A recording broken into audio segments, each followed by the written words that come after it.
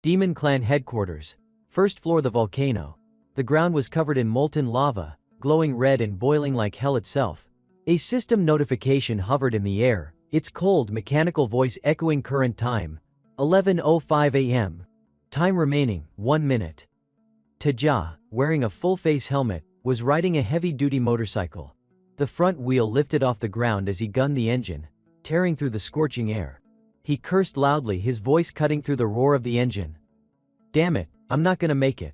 A voice echoed in his head, the voice of a spirit. "You never should have accepted this mission in the first place." Taija responded with frustration, his tone hopeless yet resigned. "It's the Demon King's order. What the hell else am I supposed to do?" The tiny spirit floating beside him didn't share his sense of duty. Her voice was stubborn, defiant. "I would never accept conditions like that. And if anyone tried to force me, I'd kill them where they stood." Taja let out a helpless chuckle, half amused, half teasing. "You sure talk tough, Hella." With that, he twisted the throttle. Vroom. The engine roared like a beast unleashed, the motorcycle pushing its power output to the absolute max. The tires screeched against the molten ground, sparks flying in every direction as the rear wheel left burning skid marks behind. The friction between the tires and the lava-covered road ignited the wheels, turning them into blazing fire rings.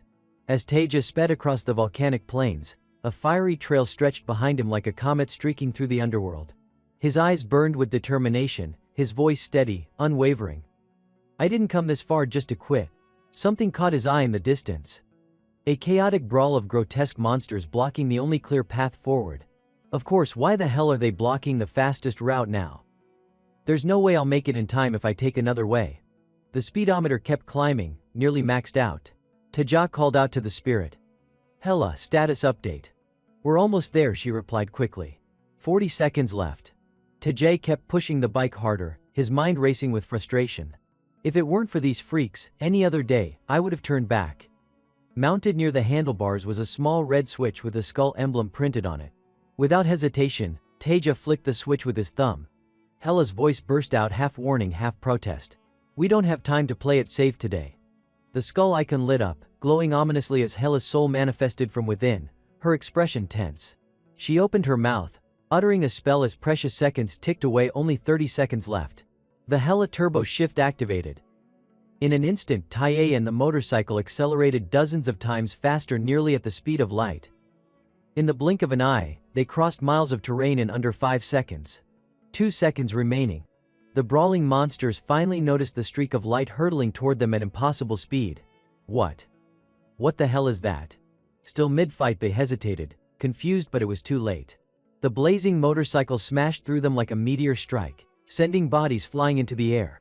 Taja shouted with fierce pride, claiming his space. "Get the hell off my road." 20 seconds left.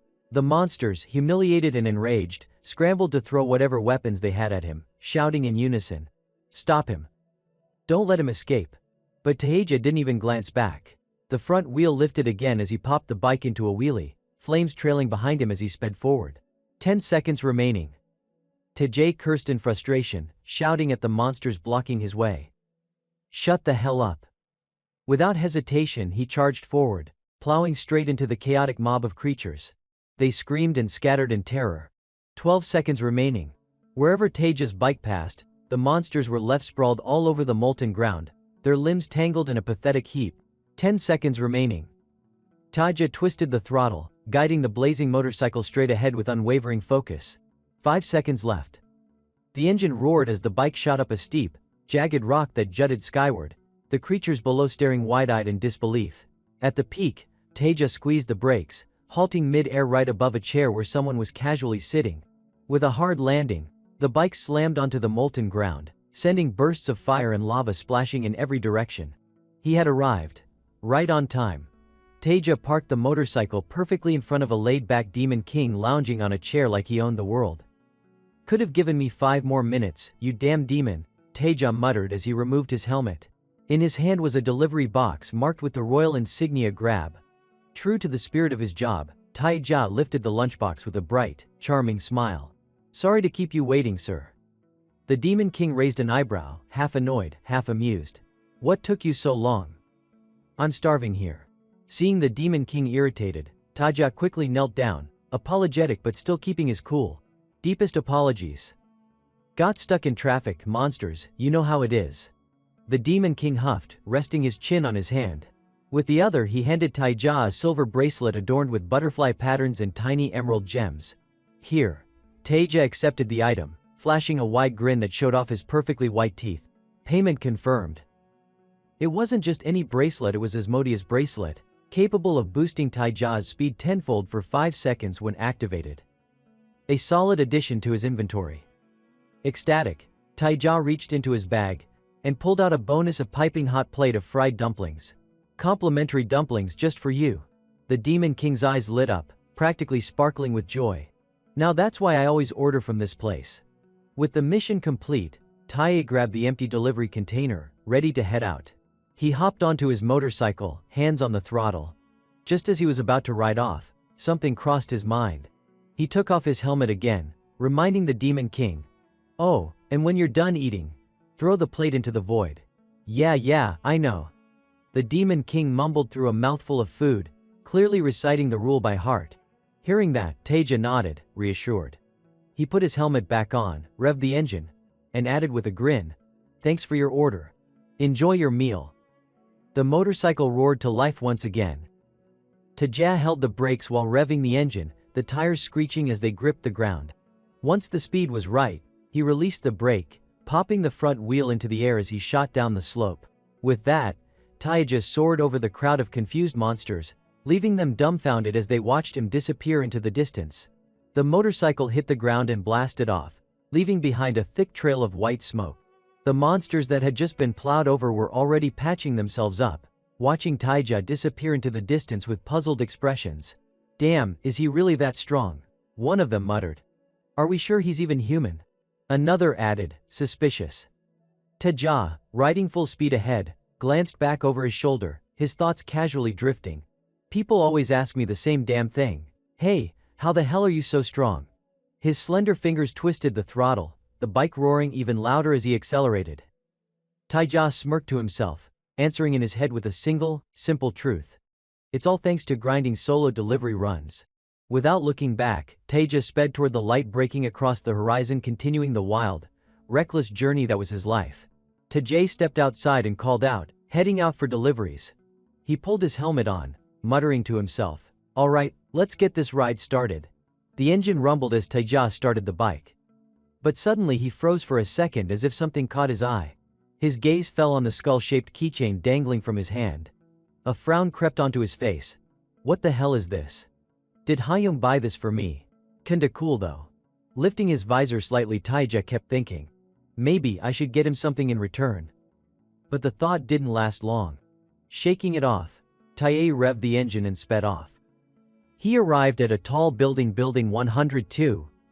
Delivering the order, the customer greeted him with a bright smile. "Wow, you're always so fast." Handing over the food, Taija returned the smile, polite as always. "Thank you for ordering with us. Hope to see you again." The customer waved back cheerfully. "Thanks." Taija turned around, flashing a quick grin. "Thanks for ordering from Brothers Walk." With that, he walked off. As he pulled his phone from his pocket, Taija hummed quietly to himself. "Alright, let's see where the next stop is." Scrolling through the app while heading down the stairs, he spotted the order details. Grandma Kim's place? Jumping back onto the bike, Taija did a quick mental calculation. Should be able to make it there in 15 minutes. Plenty of time. With that, the engine roared to life, and he took off. Taija rode fast. Real fast. But suddenly glowing text appeared right in front of him, floating in mid-air. "Nice to meet you, Taija." The text shifted. "Calculating optimal route to Kim Sunja." Taija's eyes widened in shock. He slammed the brakes, tires screeching as he pulled over to the side of the road. He yanked off his helmet, utterly confused. The hell? New helmet or something? Out of nowhere the helmet spoke, catching him completely off guard. "My name's Hela. I'm the spirit living inside your keychain." Taija stared at the skull keychain, wide-eyed. "Hela?" Grabbing the keychain, he examined it closer. A moment later he finally spoke up. "A spirit? In this thing?" Hela's voice came through again, cool and confident. "I have a proposition for you, Taija. The estimated travel time to Kim Sunja's place with my optimized route is 10 minutes. But I'll pay you $1,000 if you make it in 5. Taja's jaw nearly hit the floor. 1,000. Hela wasn't done. And that's not all. For every minute under 5, I'll throw in an extra 1,000. For example, if you make it in 3 minutes, you get 3 grand. Tajay chuckled in disbelief, shaking his head. Sounds more like a damn mission than a delivery test. Hela's voice remained steady. Call it whatever you want. So, are you in? Taja paused, thinking it over. He sighed, then shrugged. Yeah, I'm gonna pass. Hela sounded genuinely surprised. Why not? Taja slipped his helmet back on, answering casually. Because I have no idea what kind of scam you're trying to pull, so how the hell am I supposed to trust you? Hela pressed on. You're refusing, because you don't trust me. Yup, Taja replied bluntly. Now, kindly get out of my way. But Hela's next words caught him completely off guard. Well, that's a relief. Taja blinked. Huh? Hela's tone stayed calm, almost teasing. I thought you were backing out because you knew you couldn't do it. After all, no way you can make that delivery in 5 minutes. Prove me wrong. Hearing that, Taja felt a surge of irritation. A smug grin crept onto his face. You better actually have that money ready. Hela fired back with playful provocation. Oh, I've got the money. The real question is, you got the guts to earn it. Taja didn't waste a second responding. Instead, he fired up the engine. As he sped off, he shouted over the roar of the bike. You sure you're not bluffing about the money? Just ride, will ya? Hela urged. Timer started. Taja took off down the street, weaving through traffic at lightning speed. While riding, a thought popped into his head. You seriously a spirit? Do spirits usually hang out in keychains or what? But Hela didn't bother answering the question. Instead, she threw a warning at him. You sure you've got time to be asking dumb questions? You're already 30 seconds in. Taja glanced at the time display and chuckled. Oh, is that so? The timer ticked past 59 seconds as Taja whipped his bike down a side street at breakneck speed. Wrong way, Hela warned. 4 minutes left. Taja didn't slow down. I know a shortcut. A glowing map appeared, tracing Taja's chosen route. 1 minute 20 seconds. Taja skidded to a stop at the base of a stairwell. Without hesitation, he bolted up the stairs. Recalculating route, Hela announced. 1 minute 47 seconds. At the top of the stairs, Taja paused, scanning the streets ahead, calculating. A new map projected in front of him. Hela pointed at it skeptically. You sure this is the right way? You're getting farther from the destination. Hela continued, her tone dry. Even if you turned back and grabbed your bike right now, you wouldn't make it. Estimated time from here, 6 minutes. 6 minutes. Taja repeated, eyebrow raised. The timer hit 1 minute 55 seconds. Without missing a beat, Taja vaulted over the railing. Grinning, he stretched out a hand in mid-air. I only need one. And with that, he leapt down. Hela muttered under her breath, you crazy bastard. Taja swung down level by level, using the stair railings like they were part of a parkour course. Mid-descent, he grabbed hold of a steel bar, pausing to glance at the keychain. Hey, what did you just call me? Hela immediately backtracked. Nothing. Nothing at all. Taja smirked. I'll let it slide this time. He dropped the final few feet to the ground. 2 minutes 50 seconds. Taja casually pressed the doorbell. Moments later, an elderly woman opened the door with a warm smile. Sorry for being late, Taja greeted, handing over the delivery. Miss Kim chuckled softly. Oh my, Taja, it's you. Taja passed her the bowl of jjajangmyeon, the black bean noodles perfectly intact. Had a little run-in with a weirdo on the way, Taja explained with a grin. Mrs. Kim gently scolded him. Be careful out there, alright? Daytime doesn't mean it's always safe. Handing off the food, Taja smiled and waved goodbye. Enjoy your meal, ma'am. Mrs. Kim waved back, smiling kindly. Stay safe, dear, and tell Taeyang I said hi, will you? As Taja walked back to his bike, Hela spoke up, clearly baffled. How the hell did you manage to get all the way here? And the food's still perfect. Taja shrugged as he loaded up his gear. You're kinda rude, you know that? It's called a stabilizer system. Hela snapped back. I told you I'm a spirit, not an idiot. Now answer me properly. Taja chuckled as he secured the last of his things. Parkour. Bit of practice. Comes in handy for deliveries. He paused, shooting her a teasing grin. The rest. Trade secret. Taeja calmly put his helmet back on. Well, so what's my time? Hela responded without missing a beat. 2 minutes and 53 seconds. Taeja glanced down at the keychain, raising an eyebrow. 2 minutes 53, huh? Hela couldn't hide her disbelief. I seriously can't believe you crossed a 10-minute route in under 3. If you just listen to me, but Taeja casually unclipped the keychain. Hele's voice cracked in panic. Hey. What do you think you're doing? Taeja flicked the keychain onto the ground with his foot, sending it sliding away. Thanks for the shortcut. Hela's angry shout followed immediately. Hey. What the hell do you think you're doing? Bastard. Taeja waved a dismissive hand behind him as he walked away. You think you can just show up out to nowhere and start ordering me around?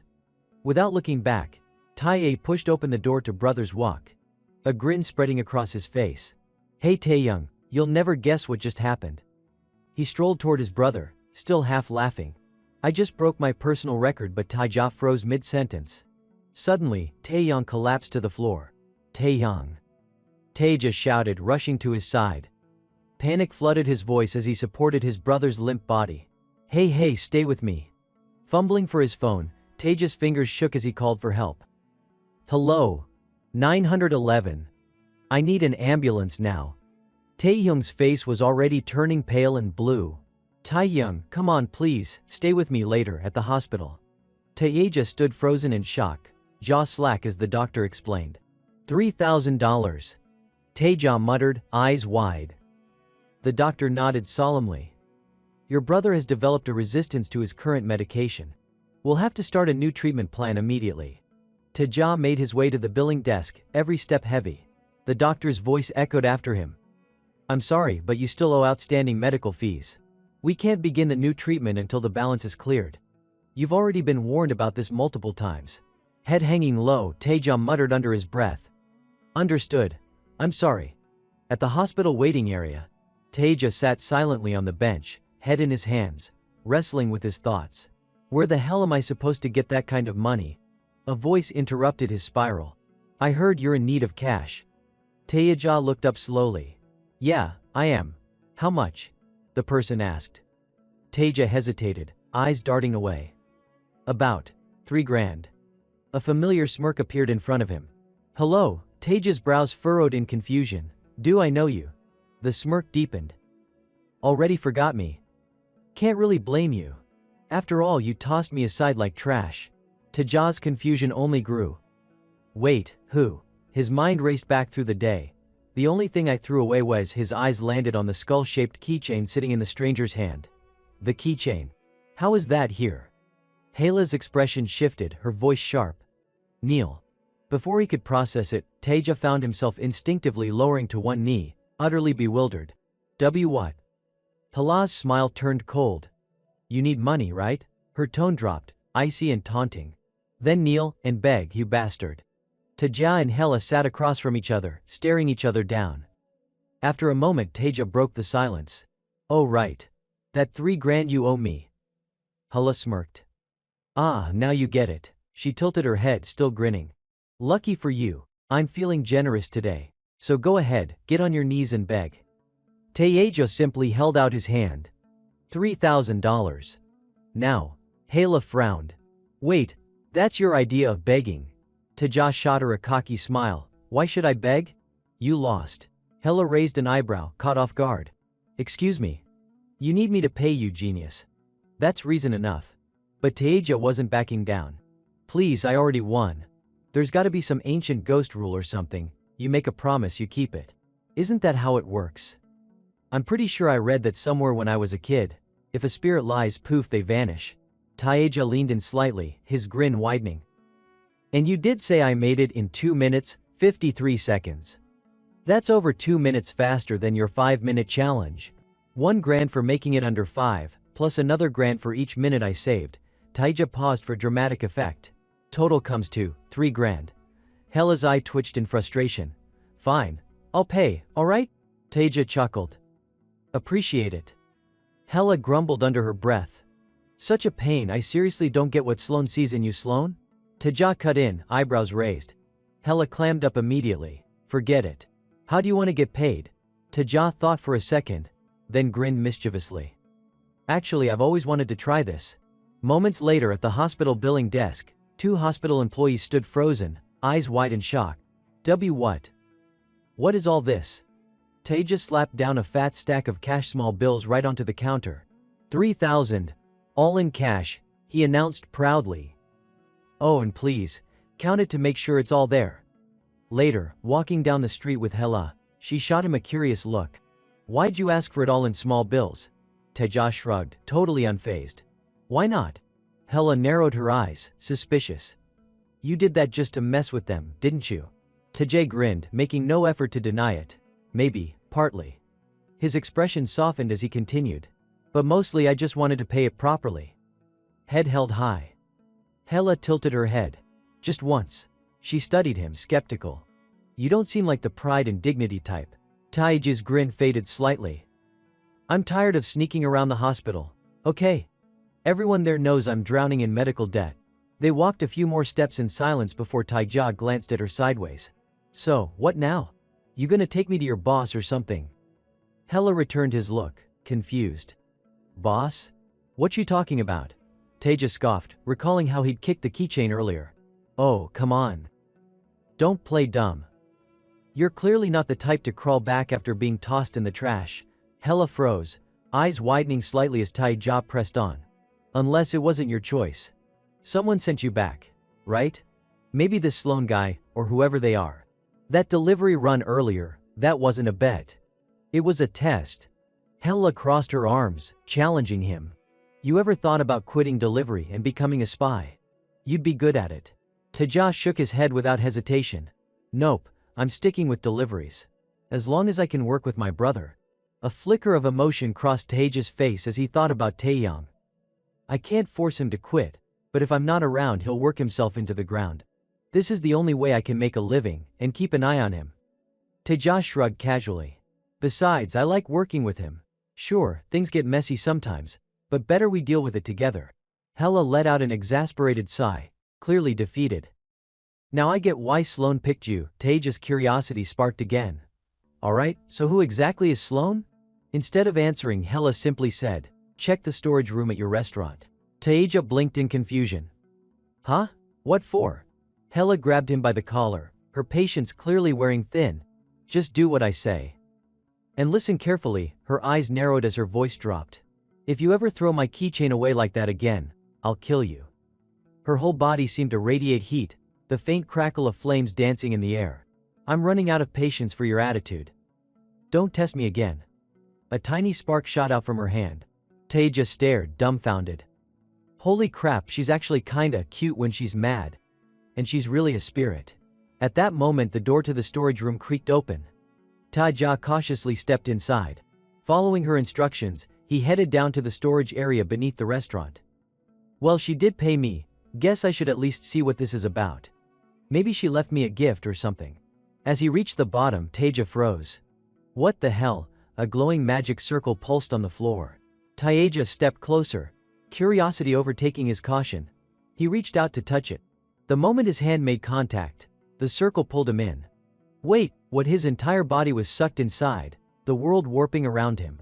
Hey, what the? Before he could react, the magic circle sealed shut behind him. Inside, Teja tumbled to the ground with a startled yell, disoriented by the sudden speed and force. What the hell was that? Lifting his head, Teja's eyes landed on an unfamiliar figure, smiling calmly down at him. Welcome, the man greeted. Teja scrambled to sit upright, eyes narrowing. Where am I? The man smiled wider. Finally, I get to meet you in person, Teja. The man gestured to a nearby chair. Why don't you take a seat? Still wary, Teja straightened his posture and reluctantly pulled out the chair. Alright, sure. He sat down and stared at the man. But, who are you? The man chuckled softly, his tone friendly but undeniably powerful. My name is Sloan. You can think of me as the manager of realms. Teja raised an eyebrow. Realms? You mean like Lord of the Rings type realms? Sloan let out a light laugh. Something like that. But in truth, only a small portion of the realms work that way. Teja's eyes widened slightly. This old man, he totally read my mind just now. Sloan's amused voice cut in again. You don't seem all that shocked by any of this. Mind telling me why? Taija thought for a moment, then shrugged. Well, today I saw a flaming keychain, hologram windows popping up in front of me, completed a weird delivery mission. Oh, and I saw a rude little spirit explode and vanish into thin air. Meeting a weird old man barely cracks the top 5 at this point. Sloane burst into laughter. Well, that's reason enough, I suppose. His voice grew more serious. In that case, let me get straight to the point. Taija grinned, leaning back in the chair. I prefer it that way. Sloane's eyes locked onto his. I want to make a deal regarding Brothers Walk. Taija's playful expression faded, replaced by genuine surprise. A deal? Sloane's expression remained calm, but there was a flicker of amusement in his eyes as he listened to Taija's bold demands. I want $5,000 per delivery, Taija started, his tone casual but firm. Oh, and a new motorcycle. Full specs. Top of the line. He leaned back slightly, counting off on his fingers. I want full, detailed information on every location I'm delivering to. If it's dangerous, I expect hazard pay. And obviously if I get hurt or die while doing your jobs, your people cover the costs. Period. Sloane raised his eyebrows, a smirk playing at the corner of his mouth. Is that all? Taija flashed him a cocky grin, the playful arrogance returning to his voice. For now. Sloane tilted his head. For now, Taija shrugged, eyes narrowing with mock thoughtfulness. Yeah, feels like I could squeeze more out of this. He extended his hand with a grin. So, how about we make this official? But before that, Taija's smile sharpened just a little, his eyes studying Sloane carefully. How much do you really know about me, old man? A cozy little wooden cabin sat tucked away beneath the tall green trees, bathed in warm sunlight. Inside, Sloane suddenly froze mid-step, a thin layer of sweat forming on his wrinkled forehead. After a moment he hesitantly asked, what's with the sudden change of heart? You were so eager just a minute ago. Taija responded without missing a beat. It started sounding way too dangerous. Figured I probably can't handle it. He paused, then added, besides, I don't really get it. Sloane tilted his head slightly. Don't get what? Taija explained calmly. Why you want to make a deal with a small, ordinary restaurant like ours? Wouldn't it make more sense to pick some fancy, high-end place? Hearing that, Sloane chuckled, his eyes crinkling at the corners. We already have suppliers for the fancy stuff, he replied casually. You could say, partnering with your little spot gives my clients more variety to choose from. Taija gave a tight, awkward laugh, clenching a fist in his lap, his smirk sharp with suspicion. So basically, you came to me cause I'm cheap enough to fit the low-budget section. Sloane chuckled again. Unbothered. There's no point trying to guess every customer's preferences. Just give them enough options and let them decide for themselves. The old man's expression softened as he added, of course good food is always a bonus. You and your brother make the best noodles I've had in a long time. Taija raised an eyebrow, unconvinced. The best? How many places have you even tried? Sloane smiled calmly. Every noodle joint on earth. Taija's expression froze for a second, as he tried to process that. All the noodle places on earth. Before Taija could react, Sloane continued, trust me. The gods from other realms won't settle for anything less than the best, kid. Taija's eyes widened. Wait, gods? You're talking about the gods? Images of majestic, divine beings flashed through Taija's mind as Sloane chuckled. Exactly. Once they taste your food, they'll rave about it non-stop. Word spreads fast. Soon enough, everyone will want to order from Brothers Walk. Taija's jaw tightened as he struggled to keep up with this insane conversation. Gods eating noodles, you can't be serious. Sloane gave a knowing smile. You should be grateful these particular gods are obsessed with food and not war. Then, with a cheerful grin, he asked, so, what do you say? Taija shut his eyes for a moment, thinking. Then, he laced his fingers together, leaned forward with a bright, cunning smile, and declared, 10,000. Sloane's eyes nearly popped out of his head. You want me to pay you 10 grand per delivery? Taija's face shifted back to a serious, businesslike expression. Hey, these aren't exactly normal deliveries, right? We're talking other realms, full of spirits and weird creatures. Sloane nodded, unfazed. That's true. In front of them, a series of magical projections flickered to life images of strange, otherworldly wizards, warriors, and beasts. Taija pointed toward one. Any of these guys ever summon meteors? Sloane nodded thoughtfully. Sure, but that's rare. Taija's eyes narrowed as he spotted another image, a knight splitting a mountain with a sword. What about that? Mountain-splitting swordsmen. Sloane smiled again. They exist, but again not common. Tajay thought for a second, then sighed in exasperation. And dragons? You've got dragons, right? I mean, what kind of fantasy world doesn't have dragons? Sloane chuckled softly, not denying it. Taeja helplessly threw his hands up. Yeah, sounds like a perfect setup for an ordinary human like me to go get myself killed. Seeing Taeja's reaction, Sloane spoke up. I've got a few ways to deal with that, but 10 grand is still way too much. Taeja blinked in surprise. What kind of ways are we talking about? Sloane smiled softly, his tone calm and composed. I'll provide you with some protective gear. Stuff to keep you safe. Taeja paused, clearly deep in thought. Protective gear? He mulled it over for a moment before slamming his hand on the table. Show me. Sloane stood up and nodded. Of course. Follow me. Taeja got to his feet, curiosity plastered all over his face. As they walked, Sloane added with a sly grin, I promise you won't be disappointed. These are legendary items, one of a kind. Worthy of the gods themselves. Lightweight, practical. Taeja trailed behind him, eyeing Sloane suspiciously. What the hell is he gonna show me? Sloane reached a covered table, his smile widening as he dramatically yanked off a blue cloth. Taeja leaned in, watching closely. Underneath the cloth sat a plain metal box and an old-looking map. Taeja stared blankly. Kinda basic, isn't it? Sloane chuckled awkwardly. Don't give me that look. Why don't you try touching the delivery box first? Taeja shrugged and smacked his hand down on the box. Suddenly, a transparent blue screen materialized in front of him, making his eyes widen in disbelief. A voice echoed from the box. The delivery box of Dionysus, crafted by Hephaestus at the request of Dionysus himself. This item is the ultimate tool for delivery workers. It contains hidden abilities that can be unlocked after reaching delivery milestones. Taeja raised an eyebrow. Dionysus? Hephaestus? You mean like actual Greek gods?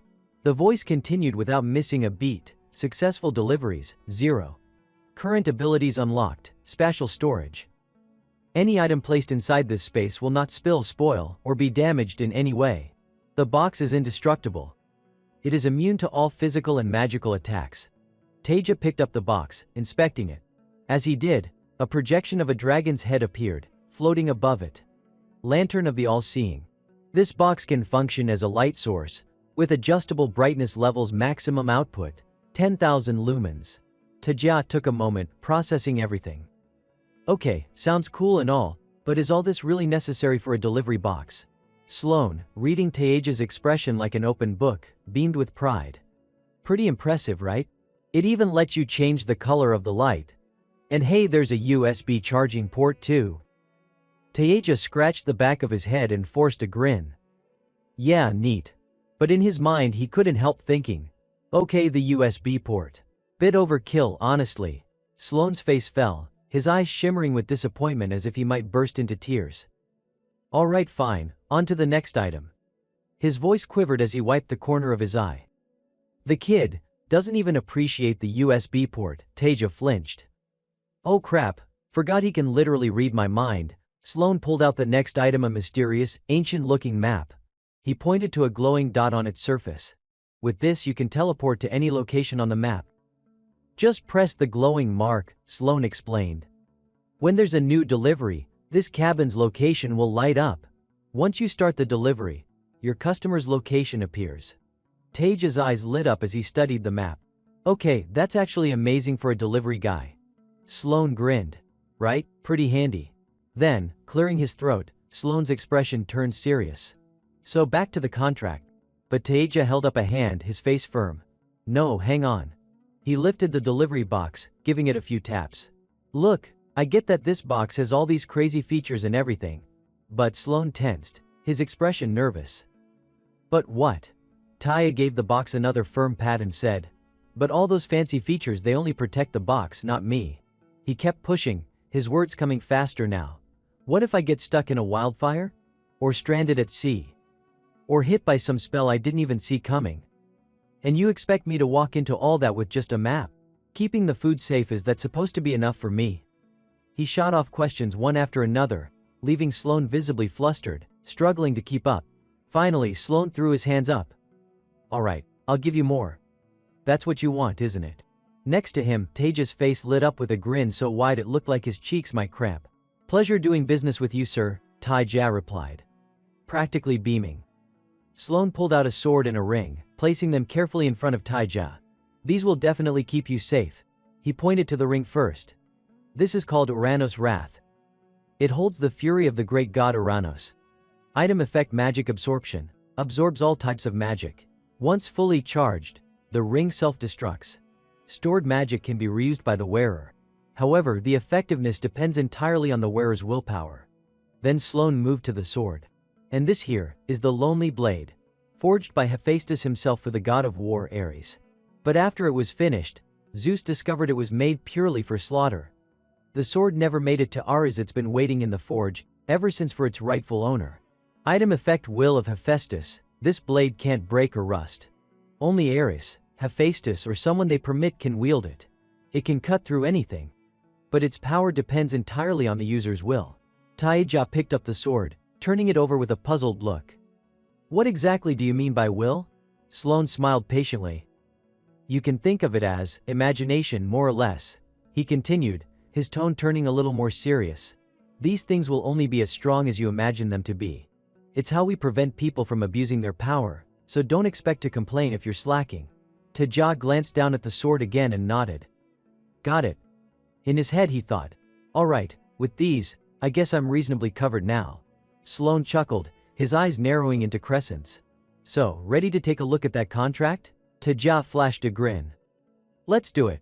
Sometime later, Sloan sat slumped over the table, his head buried in his arms. The table was littered with crossed-out contracts, edits scribbled everywhere. Completely drained, Sloan groaned. "Satisfied now?" Taija picked up the latest version of the contract with a smug smile. "You know what they say, simpler is better when it comes to contracts." Sloan let out an exhausted sigh. "Shouldn't that saying be the other way around in situations like this?" Taija laughed, holding the paper up. "Actually, I like it just the way it is, but hey, how about we tweak a few more clauses?" Sloan shot up, yelling, "No, you're right, simple's good. Simple is great." Taija stood, leaning over the table to offer his hand. "Looking forward to working with you." Sloan shook his hand with a weak smile. "Yeah, me too." Taija sat back down.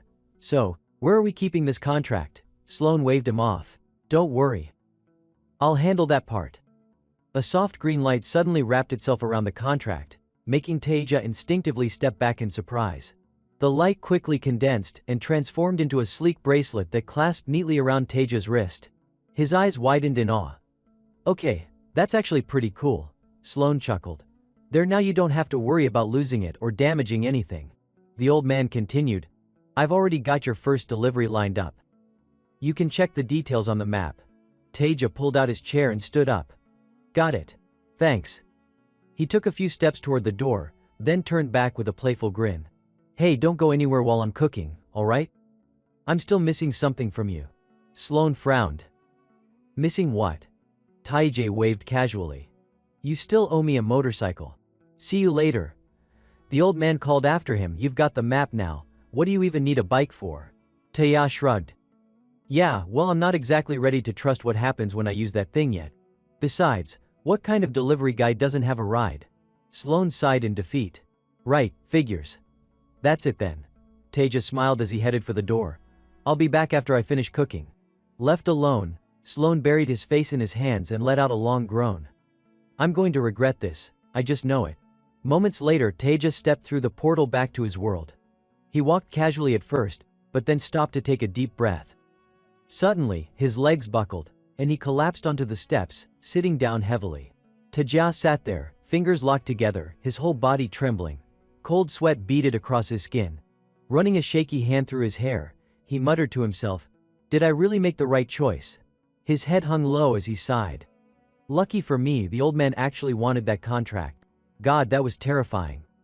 After a long pause, he pulled out the map, spreading it open.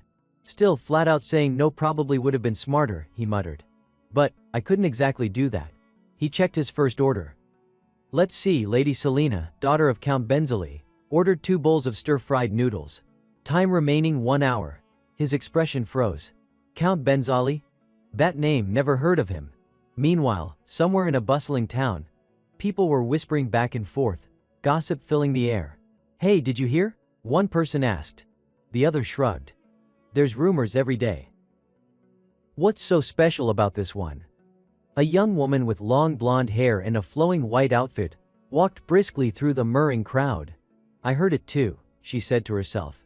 And I have a feeling it's true.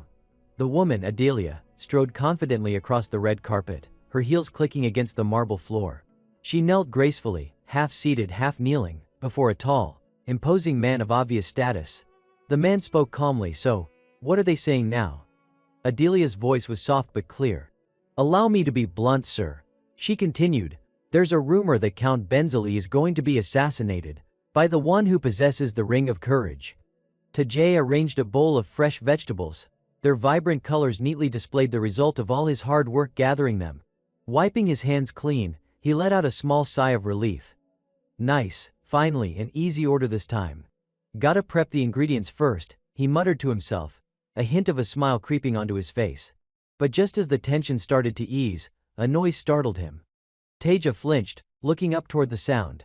A man with light gray hair stood there, a gentle smile on his face. Sorry, the man said kindly, but I think this place belongs to me. Tada's eyes widened in surprise. Taehyung, he blurted out. Taehyung casually rolled his shoulders, stepping toward the kitchen like he was about to start cooking. Wait, the hospital let you out already? Taeya asked, his tone laced with concern. Taehyung still looked pale and tired, but he forced a reassuring smile. Yeah, I'm feeling better now. Plus, I still need to prep for tomorrow. Taja narrowed his eyes slightly, sensing something off. You sure you're okay? Maybe you should rest a bit more. But Taehyung just chuckled softly, shaking his head. I told you I'm fine. Hearing that, Tajay relaxed a little. He sat down at the dining table. All right, if you say so. But hey, can we talk for a sec? Taehyung raised an eyebrow, clearly curious. Talk about what? Taeja pulled out the contract and slid it across the table for his brother to see. The document clearly stated Sloan, hereinafter referred to as the employer, and Co Taeja, hereinafter referred to as the employee, hereby agreed to the following employment terms. 1. The employee is allowed free travel between worlds while the contract remains in effect.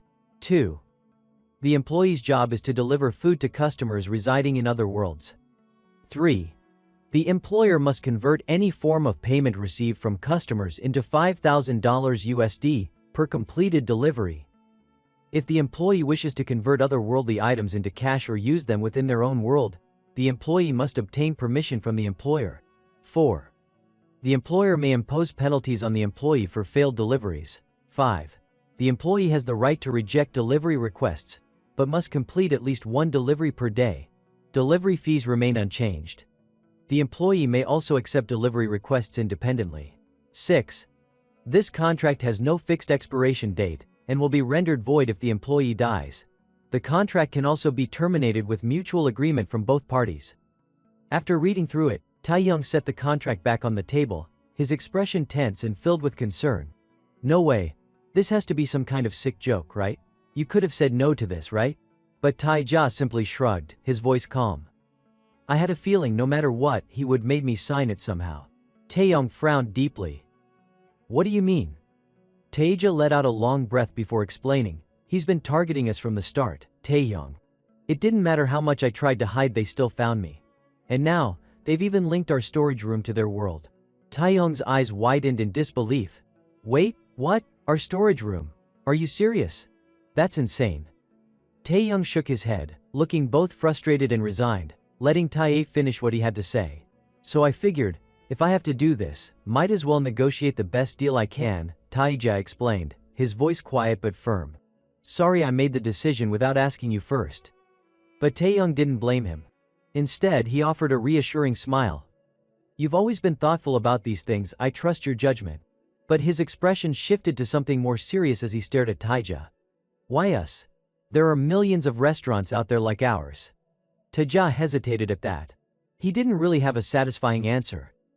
He could only let out a sigh and mutter. That's what I'd like to know too. Slumping forward, Taeja rested his head on the table and spoke casually, almost like he was trying to convince himself.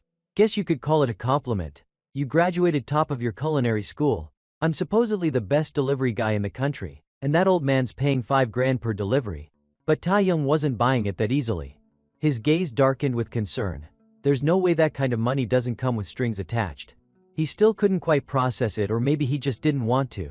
His fingers brushed against the contract on the table, as Taeja, still slumped over, added with a sigh, I feel the same way.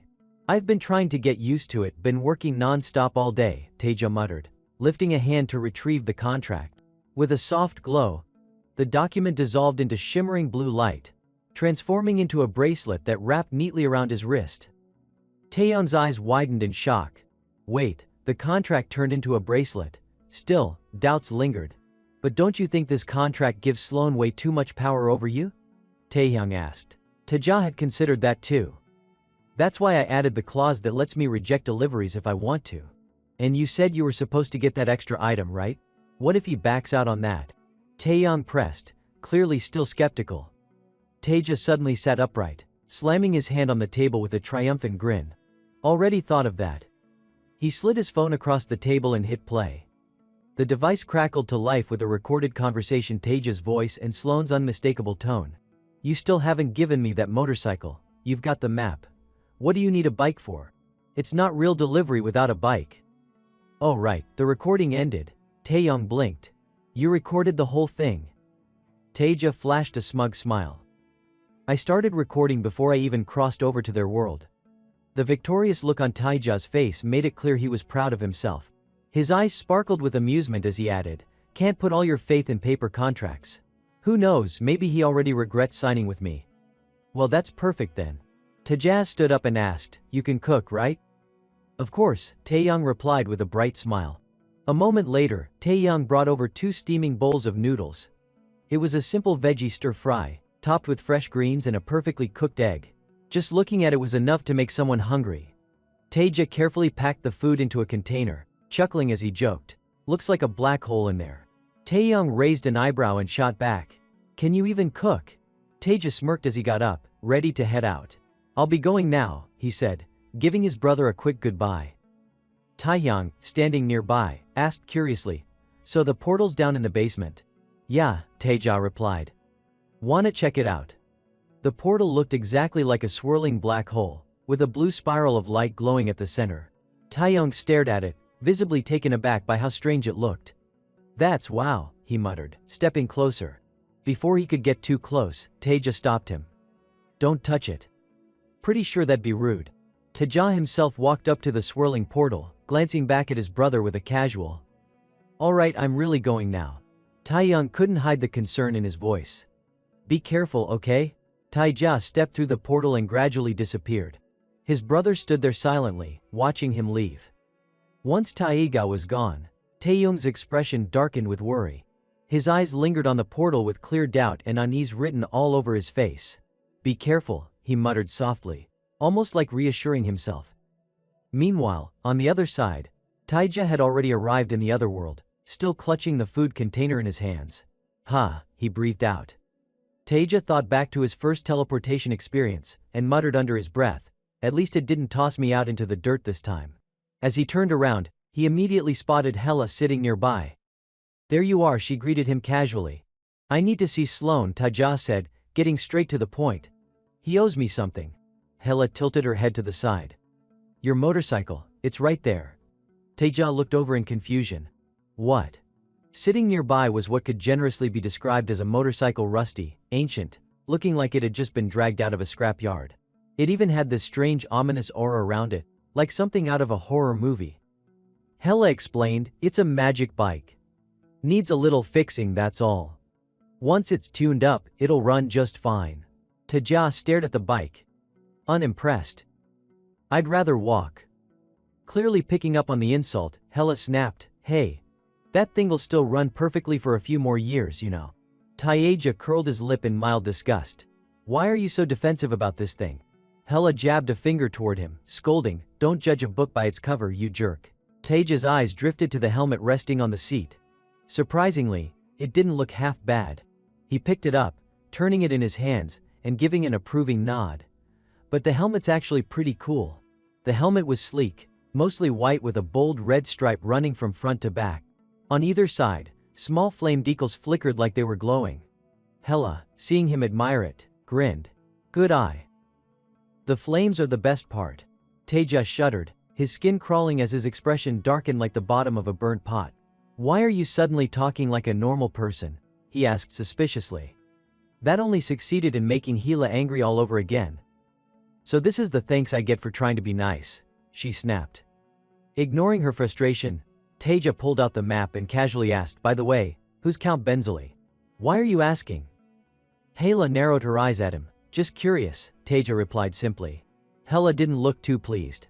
You planning on running background checks on every customer now? No, but I couldn't help wondering. I mean, if he's a count, he's probably a big deal, right? This time Hela didn't scold him. She simply crossed her arms and answered, right. She began explaining, to put it simply, you could say he's even more powerful than the king. Taeja, clueless as ever, asked in complete sincerity, so, a count outranks a king? Hela practically exploded. Idiot. It's just a way of saying how powerful he is. Scratching his chin sheepishly, Taeja mumbled. Ah, I see. Hela clutched her head in frustration, jabbing a finger at him as she clarified. He holds the most power in the entire kingdom. That's why I said he's more powerful than the king. Taeja finally started to catch on. Oh ha, now I get it. But the confusion wasn't over yet. With a frown, Taeja asked, but if his family's that powerful, why's his daughter ordering stir-fried noodles? Shouldn't rich people eat something fancier? Hela looked like she wanted to punch him but instead just yelled, yeah, great logic. Says the planet that drops a fortune just to eat snails. Clearly done with his nonsense, Hela barked, move it. Get your butt in gear already. She was clearly trying to avoid another round of his dumb questions. Taeja reluctantly unfolded the map. Alright, I just opened the map, right? Suddenly the space around them was engulfed in glowing blue light so bright that Taeja flinched and groaned. Ah, my eyes. Stop whining and get moving. Hela yelled over the noise. The light in the room flared even brighter, merging together into a giant glowing orb that swallowed both of them up in an instant. When Taeja opened his eyes again, he found himself transported to another world. He squinted, trying to get his bearings. Where is this? A grand chandelier glittered overhead, its extravagant design leaving no doubt in Taeja's mind he had definitely been transported to the home of that ridiculously wealthy count. The room was overwhelming in its luxury. Golden light filled the space, and every piece of furniture radiated elegance and wealth. Stunned by the grandeur of it all, Taeja couldn't help but mutter. I've never seen a place this fancy. Standing beside him, even Hela looked impressed. Well, what you expect? She is the daughter of the guy more powerful than the king. Taeja's gaze drifted to a nearby table, covered with rows of colorful, ornate bottles. He stared at them for a while, lost in thought. Finally, curiosity got the better of him. He picked up one of the bottles, inspecting it closely. What's this? Magic potions or something? Hela snorted. You sound like we're about to break in through the walls or something. But Taeja quickly defended himself. I'm just looking around. You're touching other people's stuff without permission, Hela scolded him. Oh right, Taeja replied, scratching his head. Fine. Let me just finish what I came here to do. Suddenly he raised his voice, calling out loudly, your orders here. Anybody home? The two of them could finally hear a faint sound coming from the next room. Their attention immediately shifted in that direction. Huh? Tae muttered, confused. They walked toward the door. Taeja knocked twice and called out, excuse me, I've got your delivery here. But no response came. Maybe she didn't hear you, Hela suggested.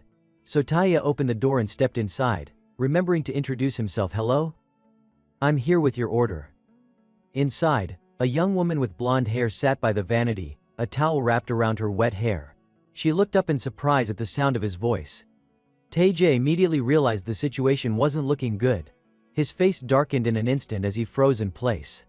Order, Taeja stammered awkwardly, his brain clearly struggling to process the scene in front of him. For a brief moment they just stared at each other, the air thick with awkwardness. Then, suddenly, the woman screamed at the top of her lungs, yanking her towel tighter around herself to cover her body, and yelled, pervert. Scene transition. After properly getting dressed, the blonde girl sat at the table, her eyes sparkling with excitement as she stared at the two bowls of noodles in front of her. Her face lit up with happiness as she showered the food with compliments. This looks amazing, she exclaimed, practically glowing. Taeja chuckled and replied with a bright smile, glad you like it, miss. His face still bore a clear, bright red handprint from earlier. Did you come here by yourself? She asked, casually enjoying her meal now that the earlier misunderstanding had been brushed aside. Did you run into any trouble getting here? Meanwhile, Hela, who had turned invisible, wasn't even acknowledged during the conversation. Taija laughed lightly. Well, it's my first time getting slapped on a delivery. But aside from that, smooth trip. Off to the side, Hela frowned, watching Taija and thinking to herself, wow, this guy's got a silver tongue. Or maybe taking a beating is just his thing. The blonde girl suddenly clapped her hands together excitedly. Oh wait. Taija raised an eyebrow. What's wrong? Did I forget the pickles or something? Instead, Selena brought out a dazzling gold ring with a brilliant red gemstone set in the center. This is your payment, the Ring of Courage, she explained cheerfully. Taija smiled as he took the ring. Thanks a lot. Though in his head he was thinking. The Ring of Courage. This thing's supposed to be worth 5 grand? Well, whatever, as long as I get paid. Almost like she could read his thoughts, the blonde girl suddenly blurted out. That ring's super valuable. Don't lose it. Hela, still nearby, watched Taija's startled expression and added dryly. She said don't lose it cause it's priceless. Selena nodded, clarifying. I had that made just for Wu. Without missing a beat, she went right back to eating, leaving Taija and Hela both standing there in awkward confusion. Taija leaned toward Hela and whispered, is she okay in the head? Hela, still watching Selena, shrugged. Beats me, but she does seem a little off. Taija slipped the ring onto his finger, then casually asked, so, how's the food? Is it to your liking? Selena beamed, replying without hesitation, best I've ever had. With the delivery mission complete, Taija had no plans to stick around. He politely said goodbye. Alright, thanks. I'll be heading out now. Together with Hela, he made his way toward the exit. Let's head home, Taija said, pulling out the map to open a portal. But then he froze. Something wasn't right. When he opened the map, the two of them remained standing exactly where they were. No glowing blue light. No swirling portal. Nothing. Taija raised and lowered the map repeatedly, frowning. Is this thing broken? Hela, watching from the side, had no clue what to say either. After several unsuccessful attempts, panic began creeping in. Taija turned to Hela, his voice rising. Hey Hela, what's wrong with this thing? I want to go home. But Hela, standing behind him, looked just as lost. I have no idea. Finally, Selena noticed the odd atmosphere between them. Is something wrong? She asked, looking concerned. Taija quickly waved it off, forcing a smile. No, nothing to worry about. He took a few steps toward the door but turned back one last time. Well, enjoy the rest of your meal. Selena smiled politely. Thanks. See you next time. After stepping out of the room, Taija finally dared to raise his voice and ask Hela, do you know where Sloane lives? I guess walking there is fine. Hela, standing beside him, replied casually. I do, but it'll take you a whole week on foot. Taija's face froze in disbelief. What? You mean I'm stuck in this world for an entire week? You've got to be kidding me. Hey, don't take it out on me. Hela snapped back. Suddenly, a piercing scream echoed from inside, stopping both of them dead in their tracks. Taija turned his head, puzzled. What was that? Out of nowhere, Selena came sprinting toward them, her face pale with terror, completely different from the cheerful, healthy look she had moments ago. She clutched her face and shouted, an assassin. There's an assassin. After dealing with so many bizarre things today, both Taija and Hela just stared at her with exhausted expressions, completely drained of energy. Taija tilted his head, skeptical. Assassin? What are you talking about? Hela, equally confused, muttered under her breath, did she lose her mind? But the moment Selena stopped in front of them, her expression shifted back to calm. She even winked playfully and said, sorry, did I scare you? Look, I know it's sudden, but I need a favor. Could you pretend to be the assassin? Taija immediately sensed this was going south. His lips curled into a half smile as he said, you're joking, right? Hela squinted at Selena and leaned over, whispering to Taija, want me to just kill her now? But before they could do anything, the mansion's guards stormed in from behind, swords drawn, shouting, capture the assassin. Taija and Hela turned to the other direction, only to see more guards flooding in from that side too, sealing off both exits. Protect Lady Selena. The guards shouted. Stuck in the middle of the chaos, Taija sighed. Looks like we're surrounded. He placed a hand on his chin, pretending to think for a moment, then casually suggested, so, Guess that means we should kill her? Hala's eyes went wide in shock as she jabbed him in the side.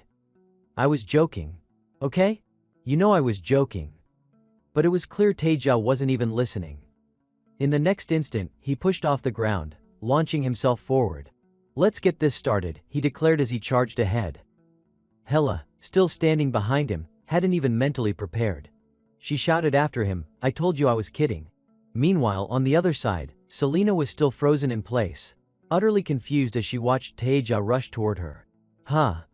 Suddenly she yelled, so you refused to cooperate after all. She raised a scroll in her hand, preparing to strike. But Taeja had already anticipated this. His food delivery box transformed into a magical shield, perfectly blocking incoming spells. Inside, he had pre-opened a portal just in case things got dicey. What the hell is that? Taeja asked, surprised by the scroll. Hela, keeping up with the situation, quickly explained, it's a magic scroll. Watch yourself. The scroll burst open, and from the glowing letters emerged a massive wall of flames. Selena skillfully directed the fire straight toward Taeja. Fireball. Selena shouted, launching a blazing orb toward the two of them. But Taeja stood firm, completely unfazed. He planted his feet, holding up the shield for defense. Hela ducked behind him, signaling with her hand, it's coming, hang on tight. Taeja cursed under his breath. Damn it, what the hell is this? The firestorm exploded across the grand hall. The flames pouring from the scroll seemed to grow stronger by the second, crackling and roaring with terrifying intensity. Sweat trickled down Selena's cheek as she stood amidst the smoke and embers swirling through the air. She rolled up the scroll and cautiously asked, did I hit him? Suddenly, through the thick smoke, a hand shot out, reaching straight for her. Taeja's sly grin appeared as he grabbed her wrist, catching Selena completely off guard. Too bad, he muttered under his breath.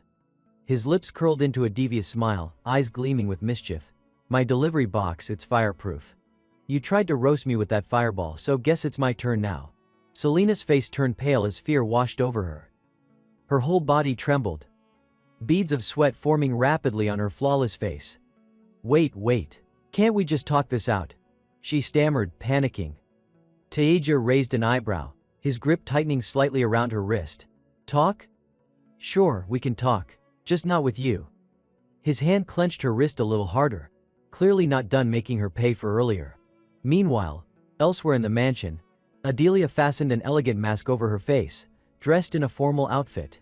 Having just received urgent news, she pressed, what did you say? A man dressed in blue bowed respectfully, his expression tense. Lady Selena, she's been taken hostage. Adelia's eyes widened in shock. What?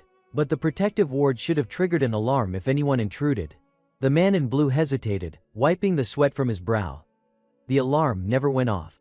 I don't know how to explain it. The intruder just appeared inside Lady Selena's room. Adelia shot to her feet, visibly startled by his report. Without wasting a second, she declared, I'll handle this myself. The man in blue immediately bowed again. Allow me to accompany you, Lady Adelia. A cold glint flickered in Adelia's eyes. Her face hidden beneath the ornate mask, only her sharp, furious gaze remained exposed, adding to the tense atmosphere. She spoke firmly, I won't show my real face, but be prepared for anything. The man straightened, nodding. Yes, my lady. Adelia gracefully returned to her usual soft, elegant demeanor, her flowing blue dress trailing behind her as she walked down the grand hall. When she arrived outside her sister's room, she found a row of guards already stationed by the door. The moment they saw her, their expressions showed a hint of surprise, but they quickly straightened up and greeted her in unison. Lady Adelia, have you been informed of the situation? Adelia's eyes remained calm as she responded, she's still in there with the intruder. The guards looked guilty as one of them answered, we're sorry, my lady. But magic doesn't seem to work on this intruder. Hearing that, Adelia's heart skipped a beat. Her sharp eyes swept over them, a storm of conflicting thoughts churning beneath her serene expression. But instead of pressing the matter, she smoothly shifted the topic. Why is the door shut? She asked, glancing at Selena's door. The blonde-haired guard quickly replied.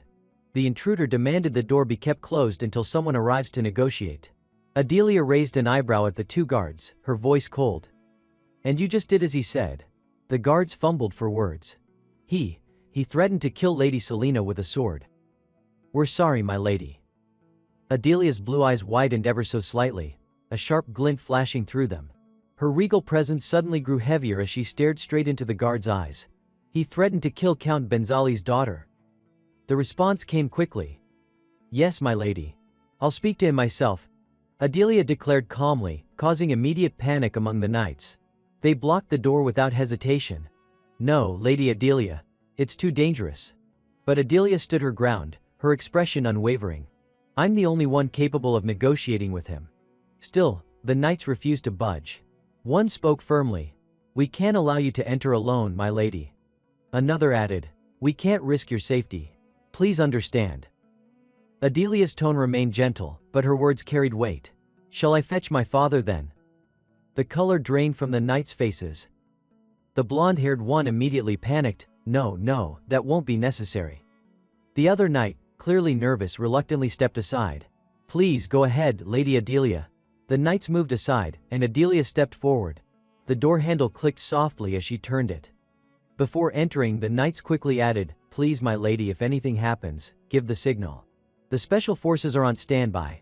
We'll come in immediately. Inside the room, chaos was already brewing.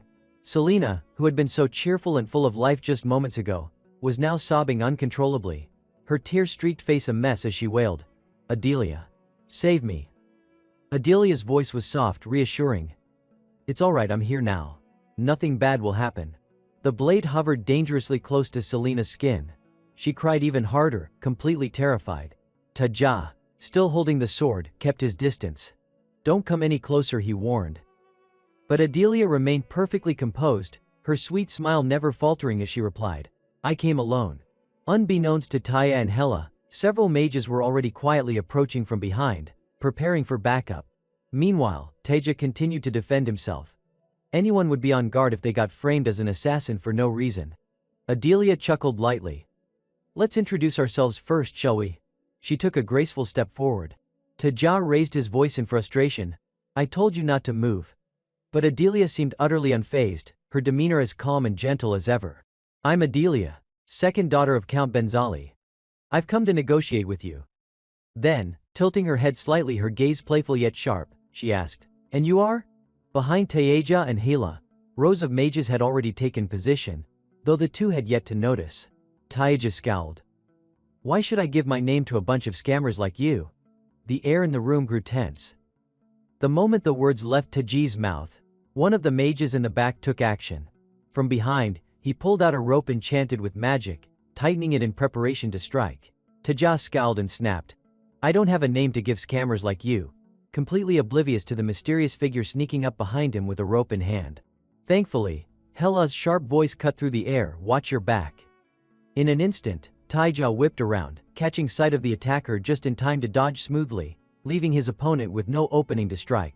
Taja's patience snapped as he launched into attack mode, cursing, I knew something shady like this would happen. Adelia, looking visibly tense now, clutched the map in her hands even tighter, her knuckles whitening. Spotting her movement, Taya charged toward her with frustration boiling over. More magic scrolls? Not this time. I won't fall for that trick again. Pola called out anxiously, be careful. We don't even know what kind of spell is inside. But Taeja wasn't in the mood to think things through. Who cares, he shot back, recklessly lunging toward Adelia without hesitation. With a sharp slash, his sword cut through the air. Adelia, surprisingly nimble, managed to dodge at the last second, but the shock was evident on her face as she exclaimed, Impossible, how did you cut through the magic barrier? Taja wasn't interested in explanations. Without wasting another second, he grabbed her and pressed his blade firmly to her neck. Letting out a relieved sigh, he muttered under his breath. That was close. Lucky I prepared for that scroll. Now holding Adelia as a hostage, Taeja didn't hesitate to bark out an order, nobody move.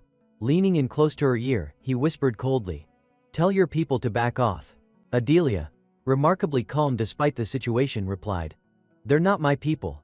Taeja narrowed his eyes suspiciously. You really think I'm that stupid? They showed up the moment you entered this room. But Adelia kept her cool, protesting, I really don't know who they are. Only my father knows all the hidden passages in this castle. From the side, Selena's worried voice rang out, panicked over seeing her sister held hostage. Adelia, who are they? Adelia immediately tried to calm her. Don't worry about me, Selena. Take your leftovers and wait outside. But Selena, still clearly concerned, hesitated. But you're the one being held hostage now. Adelia, unfazed as ever, smiled and reassured her, I'll be fine. Selena tried to argue again, but Adelia cut her off sternly. Father will hear about this if you keep dawdling here. Then, flashing a playful smile, she added, go enjoy your meal with your little sweetheart. Hearing that, Selena blushed but relented. Okay. Clutching her food, she dashed off, though she didn't forget to turn back and plead, be careful, Adelia. Once her sister was out of sight, Adelia turned to the lingering onlookers in the room. Hey, you with the cloak. The rest of you two get going. Don't make me start chopping heads. Once the room had cleared and only she and Taeja remained, Adelia turned to him, calm and collected. There, now it's just the two of us. You can lower your sword, can't you? Still wary, Tae asked. Who exactly are you? Slipping effortlessly from his grip, Adelia straightened her posture and responded casually. I already introduced myself, didn't I? Isn't it your turn now? A playful, teasing smile curled her lips as her eyes sparkled with curiosity. The interdimensional delivery guy. Taeja blinked in surprise, completely caught off guard. Wait, how do you know that? Hilla, standing off to the side, whispered with clear suspicion. I don't trust her. Adelia simply smiled, confident and unfazed. I know more than you think. Our protective barrier doesn't trigger when someone enters from another world. Hearing that, Taeja turned to Hela, growing uneasy. You didn't know that? Hela shot him a glare. Why would I know that? Taeja pressed. Because you're the one who told me about Count Benzali. Internally, Hela was screaming. That was just from one random delivery. Okay. Taeja squinted at her suspiciously, deep in thought. Wait, you've delivered here before. Hela fumbled for words. I mean, sorta. Adelia, clearly enjoying the confusion, cut in smoothly. Are you a soul mage? Taeja paused, taken aback. A what now? A soul mage, Adelia explained. Someone who can communicate with spirits. I asked because you keep talking to thin air. Soul mage. Taeja scoffed lightly. Guess you don't know everything after all. Adelia tilted her head, amused. Not everything, but I'd bet I'm in the top 3 most knowledgeable people in this kingdom. Taeja wasn't in the mood for banter. Whatever. How can you sit there so calmly? You got a death wish or something? Adelia raised an eyebrow, completely unbothered. Who, me? Without answering, Taeja drew his sword and pointed it straight at her. But Adelia didn't even flinch. Instead, she shot him a sharp look. How long are you planning to keep up this pathetic little act? You've clearly never killed anyone before. Her words made Taeja hesitate for a split second, but he quickly lowered his sword with an annoyed click of his tongue. Adelia chuckled, triumphant. See? Don't bother threatening me if you've never gone through with it. Just sit down and talk like a civilized person. Taeja's patience snapped. Get up. Drawing his sword again, he growled, Why the hell should I do what you say? I already told you, Adelia shrugged casually. Empty threats don't work on me. With a sharp slash, Taeja's sword sliced clean through the table in front of her, splitting it neatly in half. Adelia's smug expression faltered for a moment, her brow creasing. Okay, fair. Nice swordsmanship. But Taeja wasn't done. I won't say it again. Get up. Unless you want to be the next thing I cut in half. Adelia remained cocky, though the slight tension in her posture betrayed her nerves. Are you really bold enough to kill someone? Taeja's eyes darkened. This isn't even my world. I could slit your throat and be back home before anyone knows I was here. Adelia scratched her head in exasperation, muttering, Are all interdimensional delivery guys this psychotic? Without missing a beat, Taeja shot back. Are all nobles in this world as annoying as you? Adelia stood up gracefully, brushing off her dress. Alright, so what do you want? Taeja didn't hesitate. Get me out of here. I'll use you as a hostage until I'm far enough they can't track me. As Adelia moved to open the door, Taeja kept pressing. You'll stay my prisoner until I'm out of their reach. To his surprise, Adelia chuckled lightly. I'd love to see how that plan works out. They'll be on your heels the second we leave this castle. Just shut up and walk. Taeja snapped, pushing her forward. Out in the hallway, Taeja held his sword firmly against her as they walked. Whenever they ran into a knight, he barked aggressively, Step aside unless you want to see her head rolling on the floor. The knights paled instantly, cold sweat dripping down their faces. Lady Adelia, one of them muttered anxiously. Adelia, ever composed, spoke up firmly, I'm fine. Do as he says. Taeja didn't let up, his voice sharp and threatening. I'm not kidding. Don't say I didn't warn you. One night saw his chance. Muttering under his breath, he started chanting a spell. Suddenly he shouted gravity. Taeja didn't even have time to react before he slammed hard onto the floor, his sword skidding across the ground. What the hell? Taeja groaned, struggling to move. Hela, watching the whole thing, called out, gravity magic. The knights seized the opportunity, rushing over to Adelia, helping her up while checking for injuries. Lady Adelia, are you hurt? Are you alright? They fussed. I'm fine, she answered quickly. What about the intruder? We got him, one of them declared, approaching Taeja cautiously. Careful, don't let your guard down. Flat on the ground, Taeja's mind raced. Crap, what now? There's gotta be something useful in the junk Sloane gave me. Use the ring, idiot. Hala's panicked voice rang in his ear. I was just about to. Taeja hissed back. The Urano's ring said to absorb any kind of magic and let its wearer reuse it. Perfect. Taeja clenched his fist, focusing his mana. Gravity, Wrath of Uranos. The magic flipped, turning back on the knights. They shrieked in shock as they were pinned to the ground by their own spell. No way he copied sixth circle magic. Someone cried in disbelief. Adelia's eyes widened, stunned. Did he just reflect a sixth circle spell?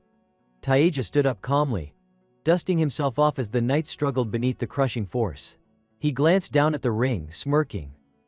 Damn, this ring's the real deal. That delivery box and sword weren't bad either. Hela chimed in proudly. Told you. Everything you've got is divine grade gear. Yeah, I get it, Taeja replied quickly. Time to bolt. I'm taking the Count's daughter with me, rest of you stay put. Adelia, still processing everything, eyed him suspiciously. Who are you? Taeja didn't even blink. Just a delivery guy. Hearing that, Adelia scoffed. You've got the skills of a swordmaster and enough power to take down a sixth circle mage, and you choose to be a delivery guy. Taeja didn't bother entertaining her chatter. Just keep walking. Hela obediently led the way, raising her hands in defeat. Fine, you win. But Adelia couldn't help her curiosity. If you tell me who you really are, I'll call off all the false accusations. Taeja hesitated for a second. Who I really am? Before he could finish, Adelia cut him off. Yeah, and don't even think about lying. You're terrible at it, I've already seen that, Taeja chuckled. The truth is, I'm just a delivery guy. One strong enough to pass for a swordmaster and a sixth circle mage. Adelia clenched her jaw, clearly irritated. You're still messing with me. Not at all, Taeja replied with a calm smirk. Do I look like I'm lying? Adelia narrowed her eyes in frustration. How am I supposed to believe someone like you? You're just a common delivery man. Taeja's expression darkened slightly, his smirk turning dangerous. Guess I should add one more thing. Adelia frowned. What now? Still grinning, Taeja answered casually. Where I come from, being just a common delivery guy makes me one of the normal ones. The three of them, Taeja, Hela and Adelia, strolled through the grand hall, chatting along the way. Adelia struck up a conversation. So, what's your world like? Taeja shrugged. Pretty nice, I guess. She kept going, curious as ever. What kind of seasons do you have there? Spring, summer, fall, winter, Taeja answered casually. But the more they walked, the more questions came. What do you usually eat? Rice, seaweed, kimchi, Taeja replied. Adelia tilted her head. What's kimchi? It's just food, Taeja explained. Super tasty though. Adelia gave him a side glance, not satisfied yet. Any interesting creatures? Dragons? How's the mana density? How does it compare to here? Her endless stream of questions finally pushed Taeja over the edge. How the hell would I know? Do you ever stop talking? He snapped. Meanwhile, Taeja and Hela exchanged frustrated glances, whispering among themselves. Why isn't the map working? Taeja hissed. I don't know, Hela replied quickly. Taeja clenched his jaw. All the artifacts I brought are supposed to be divine grade, aren't they? He swung his sword toward her threateningly. Or do I need to test this thing and see if it's junk too? Hela, seeing the blade far too close for comfort, waved her hands frantically. I swear I don't know. The sword's legit, I promise. Suddenly, Hela had an idea. Show me your contract. Taeja frowned, confused. My contract? What for? Hela's patience snapped. Let me see your contract. I need to check something. With a dramatic sigh, Taeja finally complied. A faint blue glow radiated from his wrist as a scroll-like projection appeared. "You'd better find something useful," he grumbled. Hela held the contract up, scanning it carefully. "Look closely, see anything weird?" Still baffled, Taija squinted at the document. "Weird like what?" At the very bottom of the contract, barely noticeable without intense focus, was a tiny line of text. Taija frowned, suspicion growing. "What is that?" Meanwhile, Adelia, walking ahead alone, quietly pouted to herself, feeling completely left out as the other two whispered behind her. Hela pulled a magnifying glass from seemingly nowhere and handed it to Taija. "Where the hell did you get this?" Taija asked, raising an eyebrow but accepting it nonetheless. "Just look," Hela replied, ignoring his question. Through the magnifying glass, the faint text finally became clear, a small line of glowing blue letters that read, "All bowls, plates, utensils, or serving items provided with the food must be retrieved by the employee after consumption. The map's ability will remain sealed until all items are collected." Taija's eye twitched as realization dawned on him. "You've got to be kidding me." There was also another line of ridiculously tiny text beneath the contract, which read, "This rule is essential to protect the natural environment of other worlds." After reading that, Taija's face twisted with anger. He crumpled the paper in his hand, fuming. "What the hell is this nonsense?" Hela shook her head from the side, exclaiming, "How would I know?" Taija calmed himself for a moment, then asked, "How did you know about this hidden clause?" It hit Hela like a bolt of lightning. She shrank back, mumbling under her breath, "I got tricked the same way before. What was that?" Taija asked, narrowing his eyes, not catching what she said. But Hela quickly dodged, replying, "Nothing. Forget it." Before they could argue further, Adelia turned around, chiming in with a teasing smile, "I suppose now you understand why the map isn't working, and why you can't return to your world. You still planning to leave the mansion?" Hela let out a long sigh. A glow of blue light flared up from Taija's wrist again. With a sharp, serious look, he asked Adelia, "Where can I find your sister?" "I'm not exactly sure," Adelia replied coolly. The polished blade of Taija's sword gleamed as he drew it, the sound of metal slicing through the air. Adelia raised her hand slightly, as if ready to surrender, though fear was still visible on her face. Yet her words remained defiant. "Go ahead, kill me. But unless you want to forfeit your chance to collect the dishes, I suggest you think twice." Taija paused, eyes flickering with hesitation as his mind raced.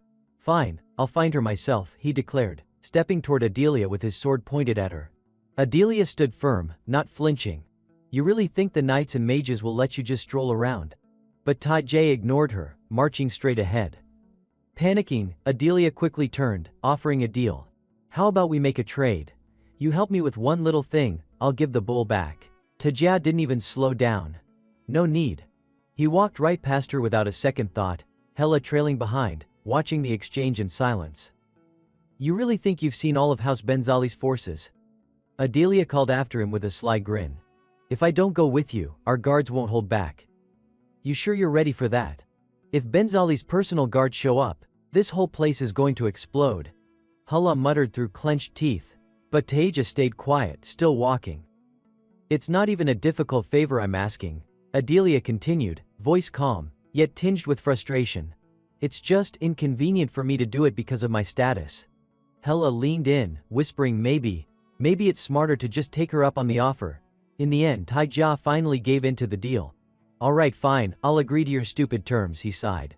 "So, what's..." But before he could finish his sentence, a loud voice echoed through the hallway. "Adelia." A girl with ash-gray hair, still wearing her pajamas, was approaching them with a dark expression, carrying something in her hands. "Oh, it's Selena," Adelia muttered with an awkward smile. Taija grinned wickedly. Well, look who we have here." Without missing a beat, Taija dashed forward, grabbing Adelia with him, as they bolted toward Selena, leaving the three others stunned. Panic spread across Adelia's face as cold sweat dripped down her temple. She screamed, "Selena! Run!" Selena didn't hesitate. She turned and bolted down the stairs, clutching the bowl in her hands, yelling the whole way. Taija wasted no time, sprinting after her. Hela quickly joined in, shouting, "We can't let her escape." Yeah, I got it," Taija yelled back, leaping onto the stair railing and sliding down in pursuit. Doors slammed open and shut in quick succession, but by the time Taija landed at the bottom, Selena had vanished. "Where'd she go?" Taija barked. Hela simply pointed ahead. Over there. As Taija turned, he found themselves face to face with a whole group of guards, Selena standing safely at the center of their formation. Adelia finally caught up, panting heavily, trying to speak between breaths.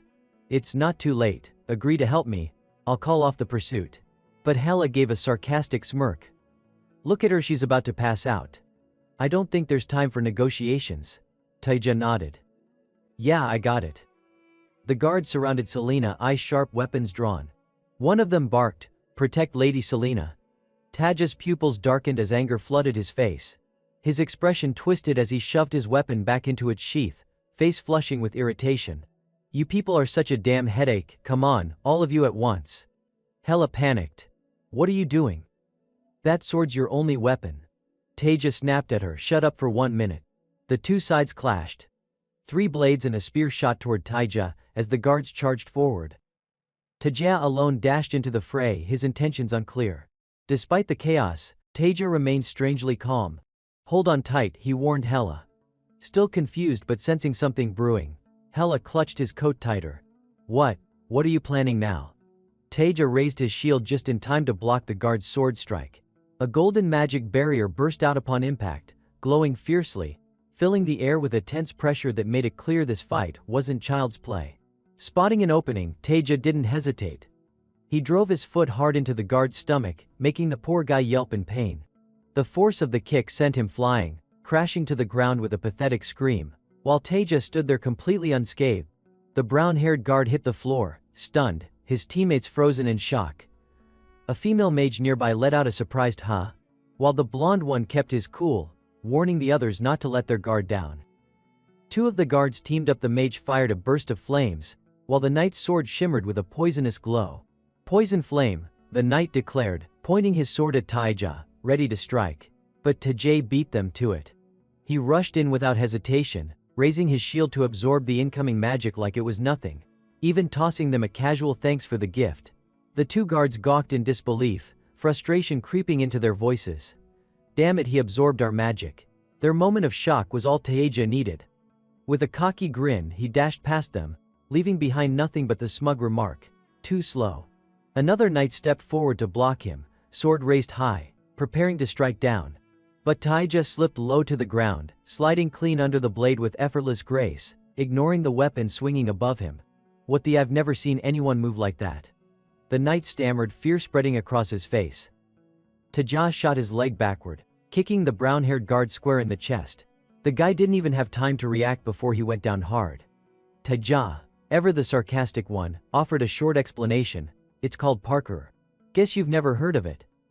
The kick sent the guard crashing to the ground, completely knocked out. In the blink of an eye, only a few guards remained standing between Taija and his goal. Without hesitation, he bolted forward. But before he could grab Selena, the girl darted away, shouting at the top of her lungs, "Someone help me." Taija scowled, his frustration reaching its peak as he shot her a murderous glare. God, you're annoying. Having lost his patience, Taija finally decided to unleash his power. Clenching his right fist and pressing it against the back of his left hand, the ring on his finger lit up, releasing a brilliant crimson magic circle, its intricate patterns glowing beautifully. Streams of radiant light burst forth from the ring, swirling through the air as Taija activated its full power. The patterns within the magic circle gradually became clearer, long and short lines intertwined, converging at the center into the shape of a small flower blooming right on the ring. Streams of sparks merged into a fiery mass, shooting straight toward the guards. All they could do was stand there, stunned, watching the blaze barrel toward them. Selena, meanwhile, turned and ran in the opposite direction, but even then, she could still feel the heat of the firebomb Taija had just unleashed. She let out a breathless curse under her breath. "He's a damn monster," before bolting away at full speed. Thanks to the rocket-like recoil from the fire blast, Taija was propelled backward, landing safely at a distance. Selena spotted him approaching, her face darkening immediately. Taija landed gracefully, grinning from ear to ear as he cheerfully called out, "Hello dear customer, I'm here to collect the dishes." Without missing a beat, he reached his hand out toward her. Selena didn't argue this time. With both hands, she nervously handed over the bowl, her face dripping with sweat. Here, Taija smiled brightly. "Thank you so much." Meanwhile, Hela couldn't help but tease, "You're really committed to this delivery job, aren't you?" With all the dishes finally collected, Taeja unfolded the map to check it. At last it lit up again, casting a soft glow across the room. His eyes lit up with excitement. It's working again. Thank God. Hela urged him, then let's hurry up and go home. A swirling, sparkling blue light spun into a portal, just wide enough for a person to walk through. Taeja waved at the people they were leaving behind, tossing out a not-so-polite farewell. It's been awful meeting you, and I hope we never meet again. He even added a cheerful wave for good measure. No. Adelia's widened in panic as she dashed toward him, trying to stop him. But the two of them had already stepped through the portal. On the other side, Hela returned to her human form, while Taeja sighed in exhaustion. Ugh, that was way more trouble than it was worth. Hela tilted her head and reminded him with a smirk. It's only your first day. They both looked up and noticed the portal was still open, glowing faintly in the corner of the room. Hearing faint sounds coming from the portal, Taeja frowned suspiciously. Huh? What's that noise? He turned to take a closer look. Suddenly, a blonde-haired girl tumbled through the portal, completely losing her balance and crashing right into him, knocking him flat onto the floor. His head slammed hard against the ground, making him wince in pain. Rubbing his head with a groan, Taeja muttered. What the hell now? When he finally opened his eyes and looked properly, he was stunned to find Adelia sprawled on top of him.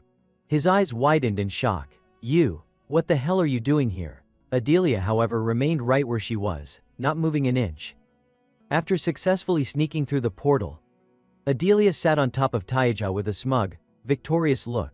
Her voice carried a clear threat. Where do you think you're going? Taeja looked like he was about to scream.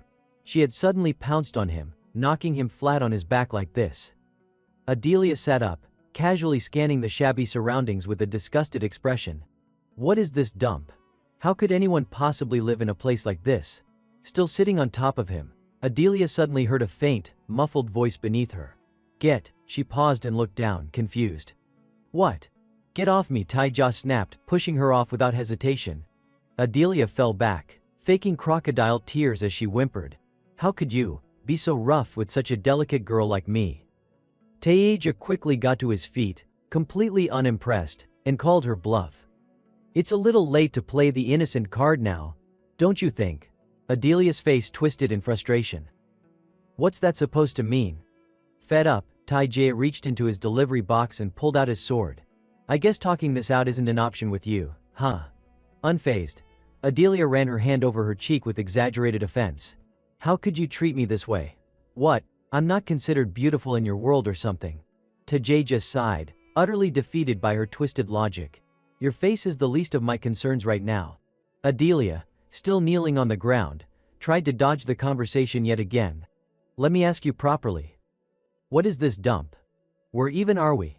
Taeja couldn't be bothered anymore. Why do you even care? With a dramatic flourish, Adelia answered, because I think this place is the perfect spot to tell my story.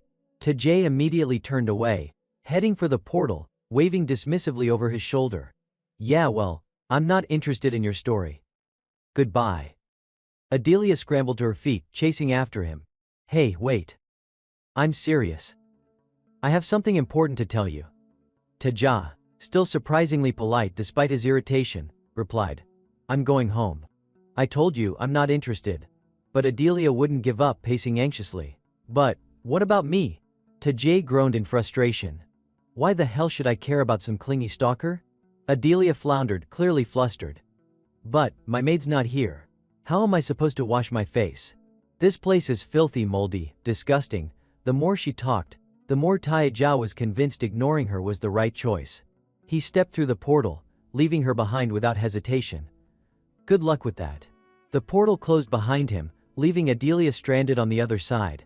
She tried to touch the portal just before it vanished, only to get zapped like she'd touched a live wire. Jerking her hand back, she sat down in front of the now closed portal, defeated, staring at it with a pout. But determination flared in her eyes. I won't give up. If I give up now, then everything. A stubborn smile crept across her face as she declared with unwavering confidence, I know you have to make at least one delivery a day. So I'm sure you'll be back tomorrow. Her eyes burned with resolve. You'll come back. It'll be fine. The lonely little wooden cabin finally had an owner tonight. Taeja had returned to his home in his own world.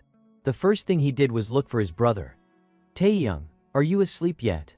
He muttered as he stepped into the cramped kitchen, eyes landing on his brother sleeping on the small fold-up bed. Tae quietly approached, pulling the blanket up properly over him, his expression soft with affection but clouded with worry. For some reason his brother kept tossing and turning. After everything, Tae sat down next to the bed, letting out a long, exhausted sigh. He started talking to his sleeping brother. Hey, Taeyoung, you wouldn't believe the kind of crazy stuff I ran into today. People from other worlds, they actually use swords and magic. All these knights, straight out of the movies. One guy could even control gravity, they threw fireballs at me too. I thought I was done for, but that delivery box of mine? It's ridiculously tough. Totally saved my life. Somehow, I still managed to finish the delivery. Even got a ring as a bonus. Now I just need to collect the payment, then we can go to the hospital whenever you need, alright? But his brother, fast asleep, didn't hear a single word. A pang of loneliness hit Tae as he curled up next to him, quietly whispering, "Good night, Taehyung." His whole body trembled like a soaked kitten. This exhaustion, when would it finally end? Until morning came. Once again Tae had to step toward the dimensional portal to head off to work. After all, humans, we all have to work every day, no breaks allowed. Waving to his brother, who was still wearing an apron, Tae called out, "I'm heading out." Taeyoung smiled with quiet pride at his hardworking little brother. "Be careful." Tae threw him a confident grin, reassuring him. "Those other worlds are pretty peaceful. Don't worry about me." But Taeyoung, he knew his brother was lying. His hand clenched into a tight fist. He knew he was useless. A burden to his younger brother. But with newfound resolve, he stomped his way up the stairs. I can't keep relying on him forever. I have to figure out how to take care of myself. Halfway up, he stopped, hand pressed against the wall. A deep sense of inadequacy washed over him. But can I really do anything on my own? Just then, a voice answered the question for him. No, not alone. Startled, Taehyung whipped around. Who's there? A man stood behind him, dressed in strange old-fashioned clothes. His expression calm, yet mysterious. But with the right help, anything's possible, the man continued. He held out a hand toward Taehyung. So, what do you say? Care to make a deal with me? Meanwhile, back in the cabin, Taya had just returned from work. He stretched his stiff limbs, his whole body aching. But then he noticed Adelia was sitting properly at the wooden table, waiting for him. She stood up immediately, her eyes bright with anticipation. I've been waiting for you, delivery boy. Delivery boy? Taesh frowned at the odd nickname. Well, you never told me your name, did you? Adelia replied matter-of-factly, her innocent, radiant expression completely contradicting the nonsense coming out of her mouth. Taeja let out a small sigh. Not like I was planning on telling you my name anyway. What do you want? Adelia answered without hesitation, her tone oddly sincere. Please, take me as your partner. Partner? Taeja's expression looked as if he wanted to ask what the heck partner even meant. Right at that moment, Hela popped into view, narrowing her eyes at Adelia. What the hell is she even saying? It's too early for this nonsense. Adelia clearly had a plan. I'm guessing you don't know much about the land you'll be traveling to, do you? I can provide you with information, culture, environment, economy, whatever you need to know. Hela found this extremely suspicious. Did I miss something? What is she even talking about? Taeja shrugged, equally clueless. No idea. The moment I showed up, she started begging to be my partner. Partner, but why? Hela shrank down, settling herself on Taeja's shoulder, joining him in his skepticism. Taeja cut straight to the point. Who the hell are you, really? Adelia smiled faintly. I hope you can keep this confidential, just between us. Taeja didn't even blink. I have no reason to do that. I'm not keeping any secrets. Finally, Adelia dropped some actual information. My father, Count Benzali, is a man obsessed with power. He trusts no one, which is why he established an information network that spans the entire continent. It's called Shadow. I'm currently its leader. Taeja completely missed the main point and only commented Shadow. That name's so lame. Hela, however, looked shocked. Shadow? The biggest intelligence organization on the continent? This girl, she's not ordinary. Adelia didn't want to waste time. I believe I've proven my worth already. I was the first to recognize you came from another world. Taeja stayed cautious. Which only makes it even more suspicious that someone like you wants to be my partner. I want to gather some, Objective information through you, delivery boy, Adelia explained. Teja fired back. But being my partner means you'll lose all objectivity, won't you? Adelia just smiled confidently. I've led that organization for 10 years. I know how to separate business from personal matters. 10 years. Teja was even more skeptical now. She doesn't even look 20 finally, Teja gave a short reply. Fine. Adelia practically froze in shock. Really? She bowed her head deeply. Thank you. I promise you won't regret this. Teja honestly didn't care much. Whatever. Just answer my questions. Hella couldn't wrap her head around how easily he agreed. What are you doing? You're walking straight into trouble.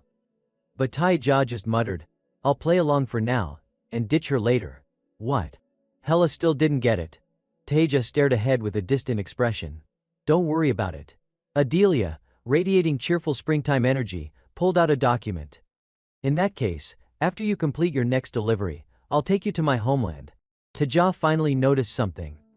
Wait, you couldn't use a teleport scroll to get home on your own. Adelia tilted her head as if explaining to a child. I only had one scroll, so I waited for you to go together. You're welcome, dummy. Right, Teja decided the fastest way to end this nonsense was just to try it. Adelia opened the scroll, and magic immediately swirled around them. Teja rubbed his eyes. These sparkly lights still hurt my eyes.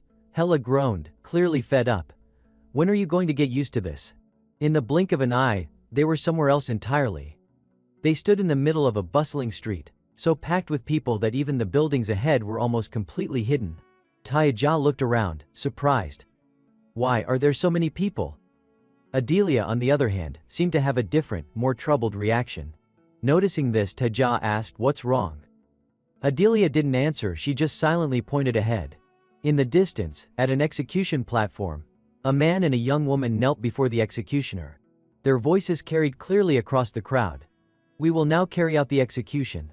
Adelia's face drained of color as she recognized the girl. Without thinking, she shouted, Selena. Two people knelt beneath the executioner's blade, in full view of the entire crowd. Selena trembled uncontrollably, her voice cracking as she took all the blame upon herself. Father, this man is innocent. I'm the one behind all of this. So please, the only person who deserves to die here is me. Apicius shouted out in protest, clearly unwilling to let her foolishly take the blame for him. Count Benzali.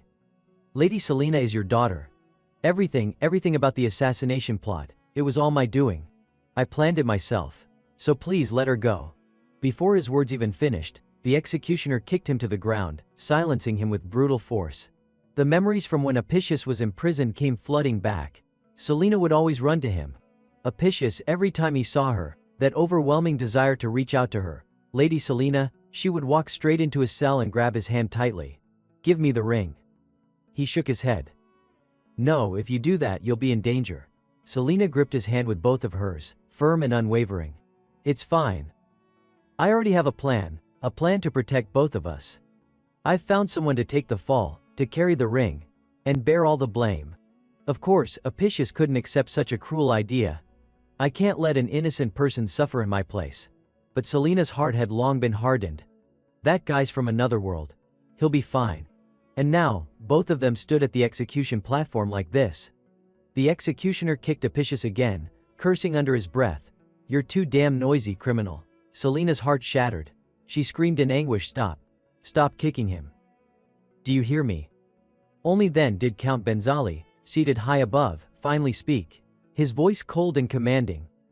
Enough. The executioner halted immediately at his order. Selena crawled desperately toward Apicius, her tears falling uncontrollably. Apicius, are you all right? Of course, no matter the situation, Apicius would always say, I'm fine. Especially in front of the woman he cared for. But his face was stained with dirt, blood trickling from the corner of his mouth. Even now, he was still so painfully considerate. I'm sorry for not being able to protect you, my lady. I don't deserve your sacrifice, Selena immediately retorted, her voice breaking. What are you saying? You mean everything to me. Watching all of this unfold, Teja finally spoke up in confusion. Wait, isn't that your sister? What the hell is happening right now? Selena hung her head, her expression more tortured than ever. I'm not sure either, we should, but Count Benzali didn't hesitate. As if everything was perfectly on schedule, he roared, "Execute them." Selena squeezed her eyes shut, her entire body shaking. Apicius, knowing this was likely the end, spoke one final time, his voice resolute. "Lady Selena, thank you for everything. I'll be following you soon. We'll be together in death, just as we were in life." Taja's expression darkened. Things were getting serious. Hey, they're actually going to kill her. Shouldn't we stop them or something? Even Hela, despite the tension, couldn't help but mutter, "Impressive, I'll give him that. Count Benzali doesn't play around." Adelia finally spoke, her expression unreadable. "We need to analyze the situation carefully." Taija cut her off instantly. "Now's not the time for analysis. Look, the executioner's about to swing his damn sword." Adelia's eyes widened. Without thinking, she shouted, "Stop." It was as if time itself listened to her voice. The crowd turned, all eyes locking onto their corner of the square. A murmur rippled through the crowd. "Isn't that Lady Adelia? Didn't she used to be seen with that man? I heard she went missing. Turns out they found her. She looks like she's been through hell." Count Benzali simply asked in a calm, composed voice, "Adelia, what's going on? Why are you here?" "Everyone's been searching for you." She hesitated, fumbling for words. Well, actually, her mind raced, scrambling for an excuse. "I just need to say something that'll calm father down." "Stay calm, Adelia. If I say the right thing, I can still save them." But Taija stepped forward before she could speak, blurting out something completely unthinkable. "Those two are innocent." Adelia practically jumped in shock. "Delivery boy." Taija didn't bother sugarcoating his words, speaking his mind directly. "And therefore executing them would be wrong, Count Benzali." Adelia's voice trembled as she hurried to stop him. You can't speak to my father like that." Taji turned to her, his voice steady but sharp. "Calm down. This isn't the time to lose your nerve." Of course, Adelia was plenty worried, but she knew Taija didn't understand her father at all. Count Benzali remained composed as ever, simply asking, "And who are you?" Tae replied without hesitation. Let me introduce myself properly. I'm a delivery boy from another world. I hope that's sufficient to establish who I am." The guards behind Count Benzali instantly bristled, glaring at him. "How dare you speak to the Count that way? Show some respect, kneel." But Benzali raised his hand to stop them. "It's fine. I understand who he is. But tell me, what gives you the right to doubt my judgment?" Taja fired back with a question of his own. "What gives you the certainty that those two are guilty?" Benzali was surprisingly straightforward with his response. "I recently received word that someone wearing the Ring of Valor was planning to assassinate me. To prepare for that threat, I increased security across the castle, and we apprehended that intruder. He was wearing the Ring of Valor. As for Selena, she was caught meeting with him in secret and aiding his escape from prison. They've both been charged with conspiracy and attempted assassination." Hearing that, Taija casually shared his own story. "That's funny. Because I also snuck into your castle yesterday." Everyone's eyes widened at his bold confession. And on top of that, Taija raised his hand. "I'm actually the one carrying the Ring of Valor right now." The crowd erupted into shocked gasps, their fear growing louder by the second. What the hell is happening? If what he's saying is true, doesn't that mean Lady Selena and Apicius are innocent? But then wouldn't he be the real assassin? No. But the way he's talking, it doesn't seem like he's guilty at all. Maybe his ring is fake. Count Benzali's expression remained unreadable as he spoke. "We've already confirmed that Apicius was wearing the Ring of Valor. So either the ring in your possession is a counterfeit, or it's a completely different ring. The real ring has an identifying inscription inside it." Without hesitation, Taija handed the ring to Adelia. "Lady Adelia, would you kindly confirm the authenticity of this ring?" She accepted the ring, nodding. "Of course." Adelia brought the ring up to inspect it carefully. Inside there was indeed an inscription, clearly visible to her. She spoke firmly and clearly for everyone to hear. "It's well known that Archmage Gregory inscribed his name inside the Ring of Valor. And yes, this ring has his name etched inside it." The crowd buzzed with even more confusion and speculation. "Then, is he really the culprit? But how did he get the Ring of Valor in the first place? I thought Count Benzali had it all along." And just like that, Count Benzali's tone subtly shifted, a faint trace of satisfaction hidden beneath his calm exterior. Taja pressed on with his argument, unwilling to back down. "The fact that this ring is in my possession is proof enough that Count Benzali sentenced those two to death without concrete evidence. And on top of that," Taija added with confidence, pulling out the empty food bowl. This is proof that Lady Selena delivered food yesterday. She wasn't meeting with Apicius to plot an assassination, they were simply sharing a meal. That's all. Selena looked utterly stunned. I did that. Apicius hurriedly whispered to her, my lady, please, just stay quiet for a moment. Taija continued. Unfazed, I'm sure your investigation into this supposed assassination attempt was thorough, Count. But clearly, there wasn't enough evidence to support any claims of conspiracy. That makes me wonder, could all of this have been nothing more than a setup?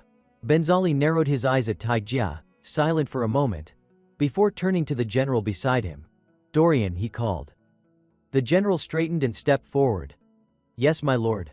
The count calmly asked for his opinion. As the man leading the investigation, what do you have to say? Does the boy's argument hold any weight?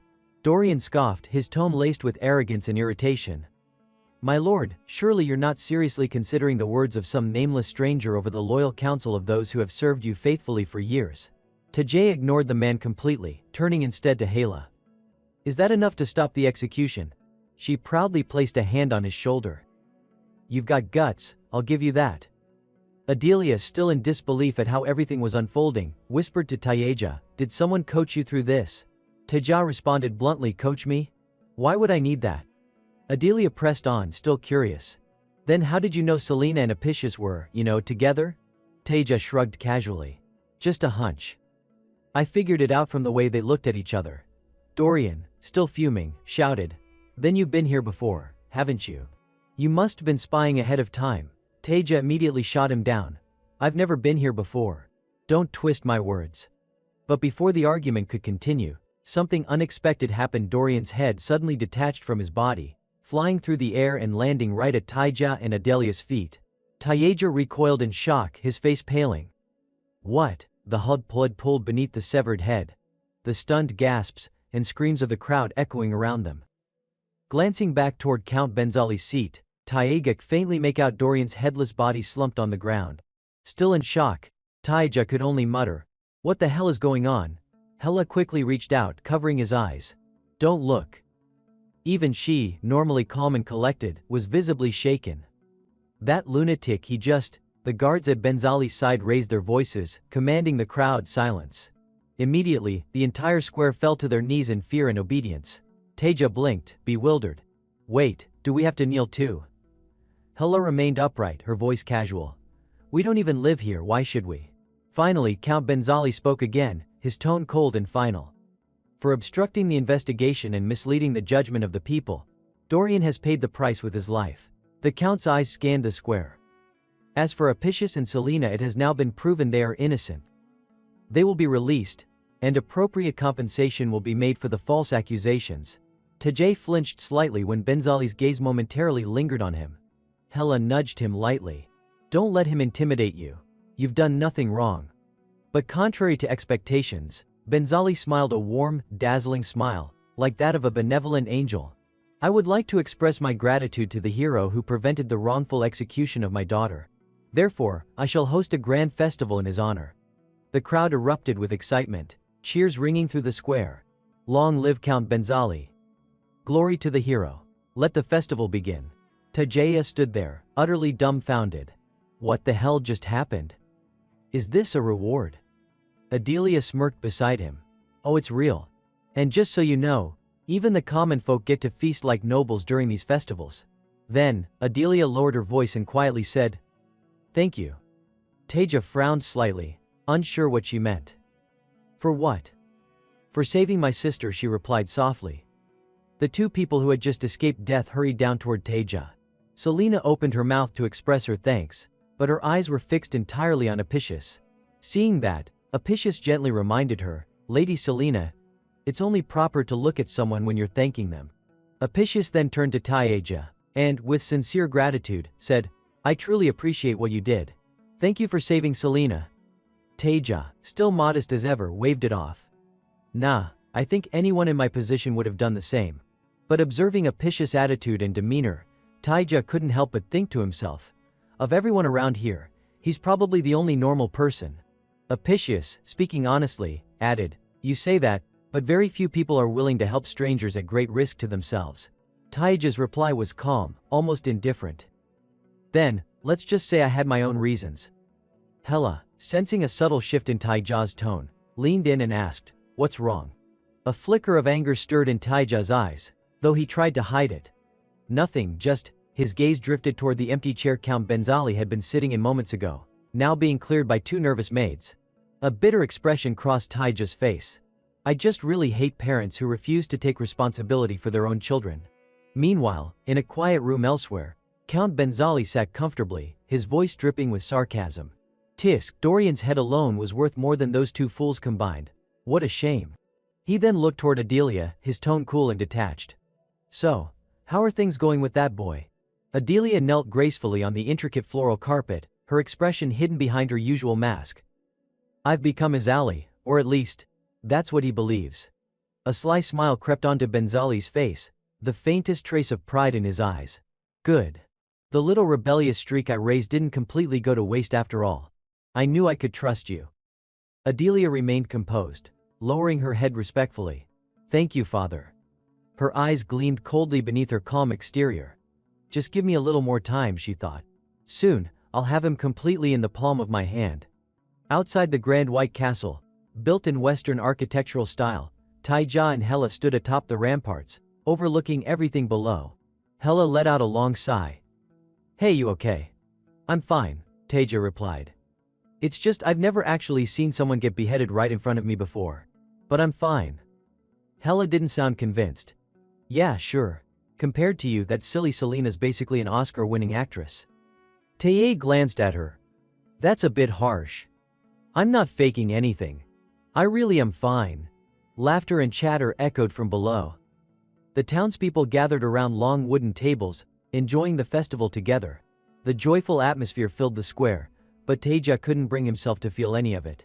"How can anyone be okay after seeing something like that?" he muttered under his breath. Hela rested her chin in her hand. "This isn't your world, Taija.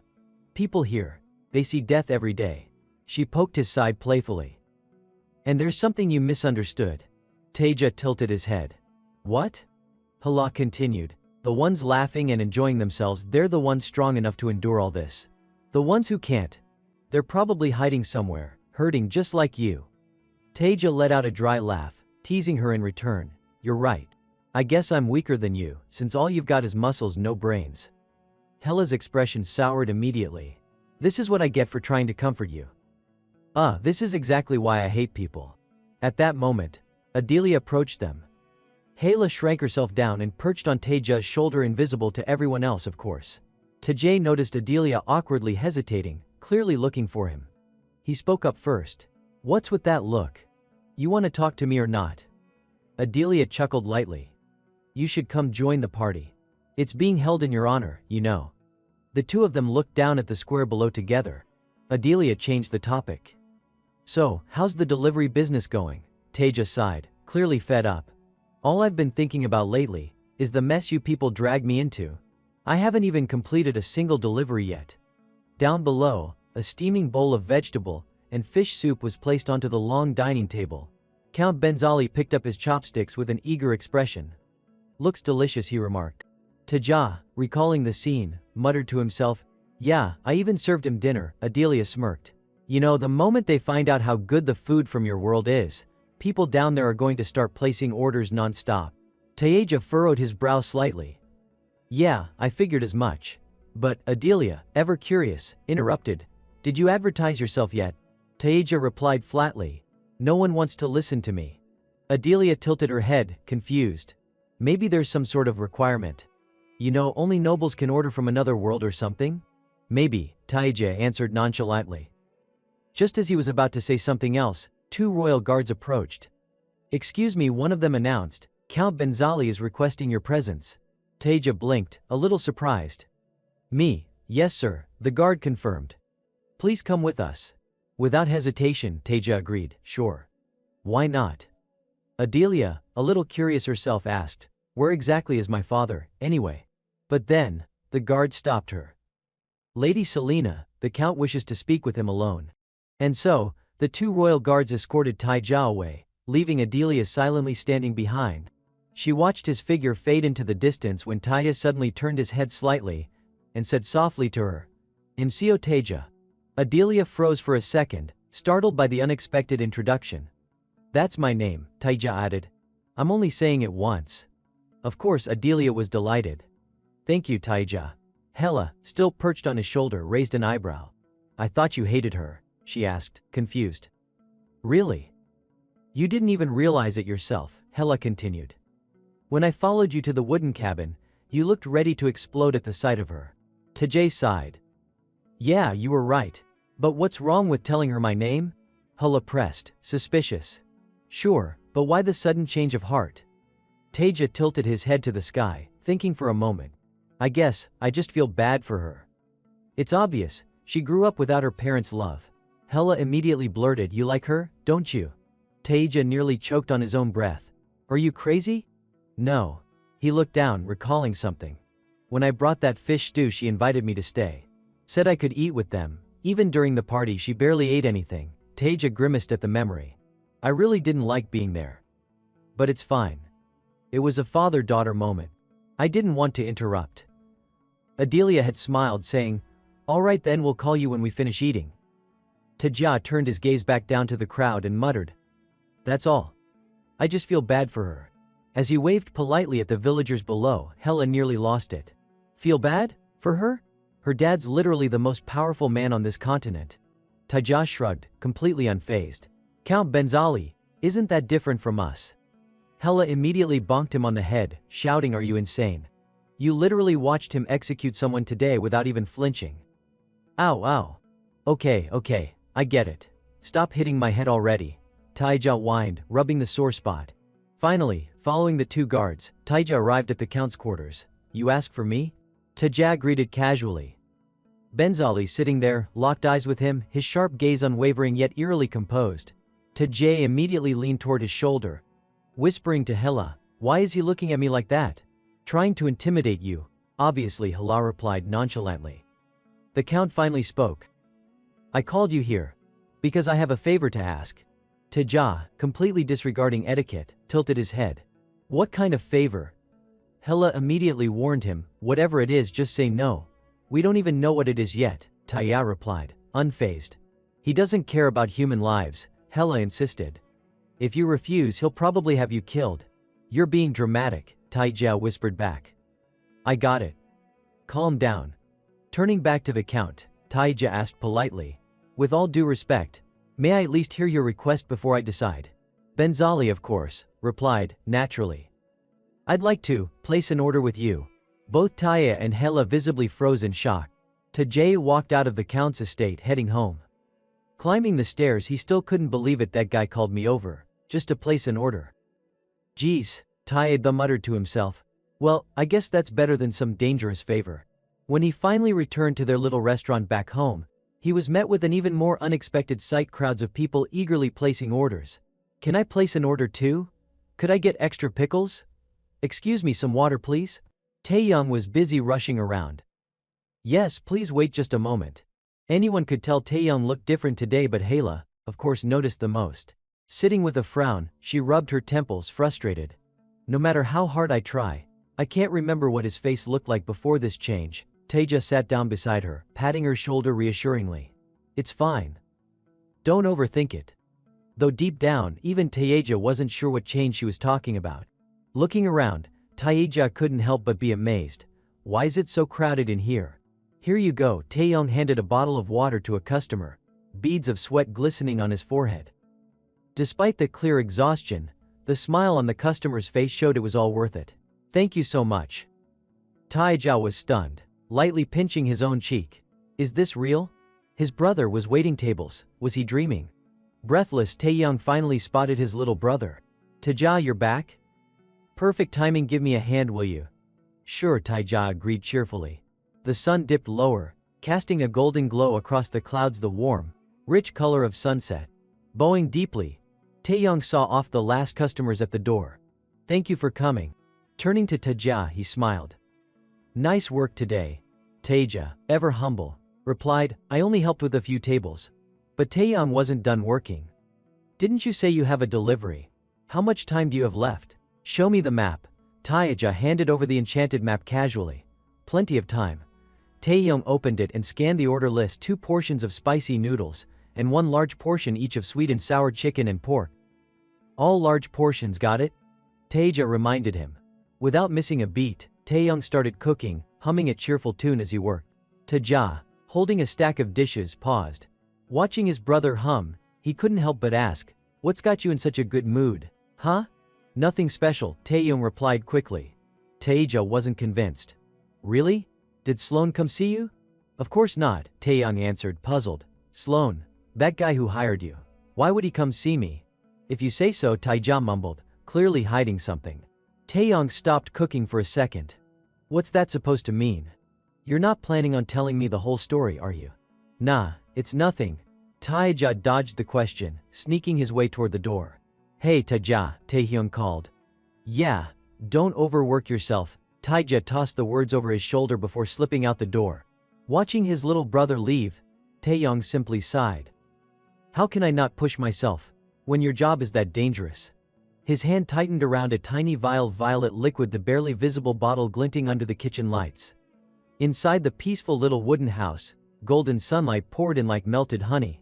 Taeja stepped inside and spotted Hela. His gaze lingered on her, staring without blinking, which made Hela flinch and whip around, eyeing him with suspicion.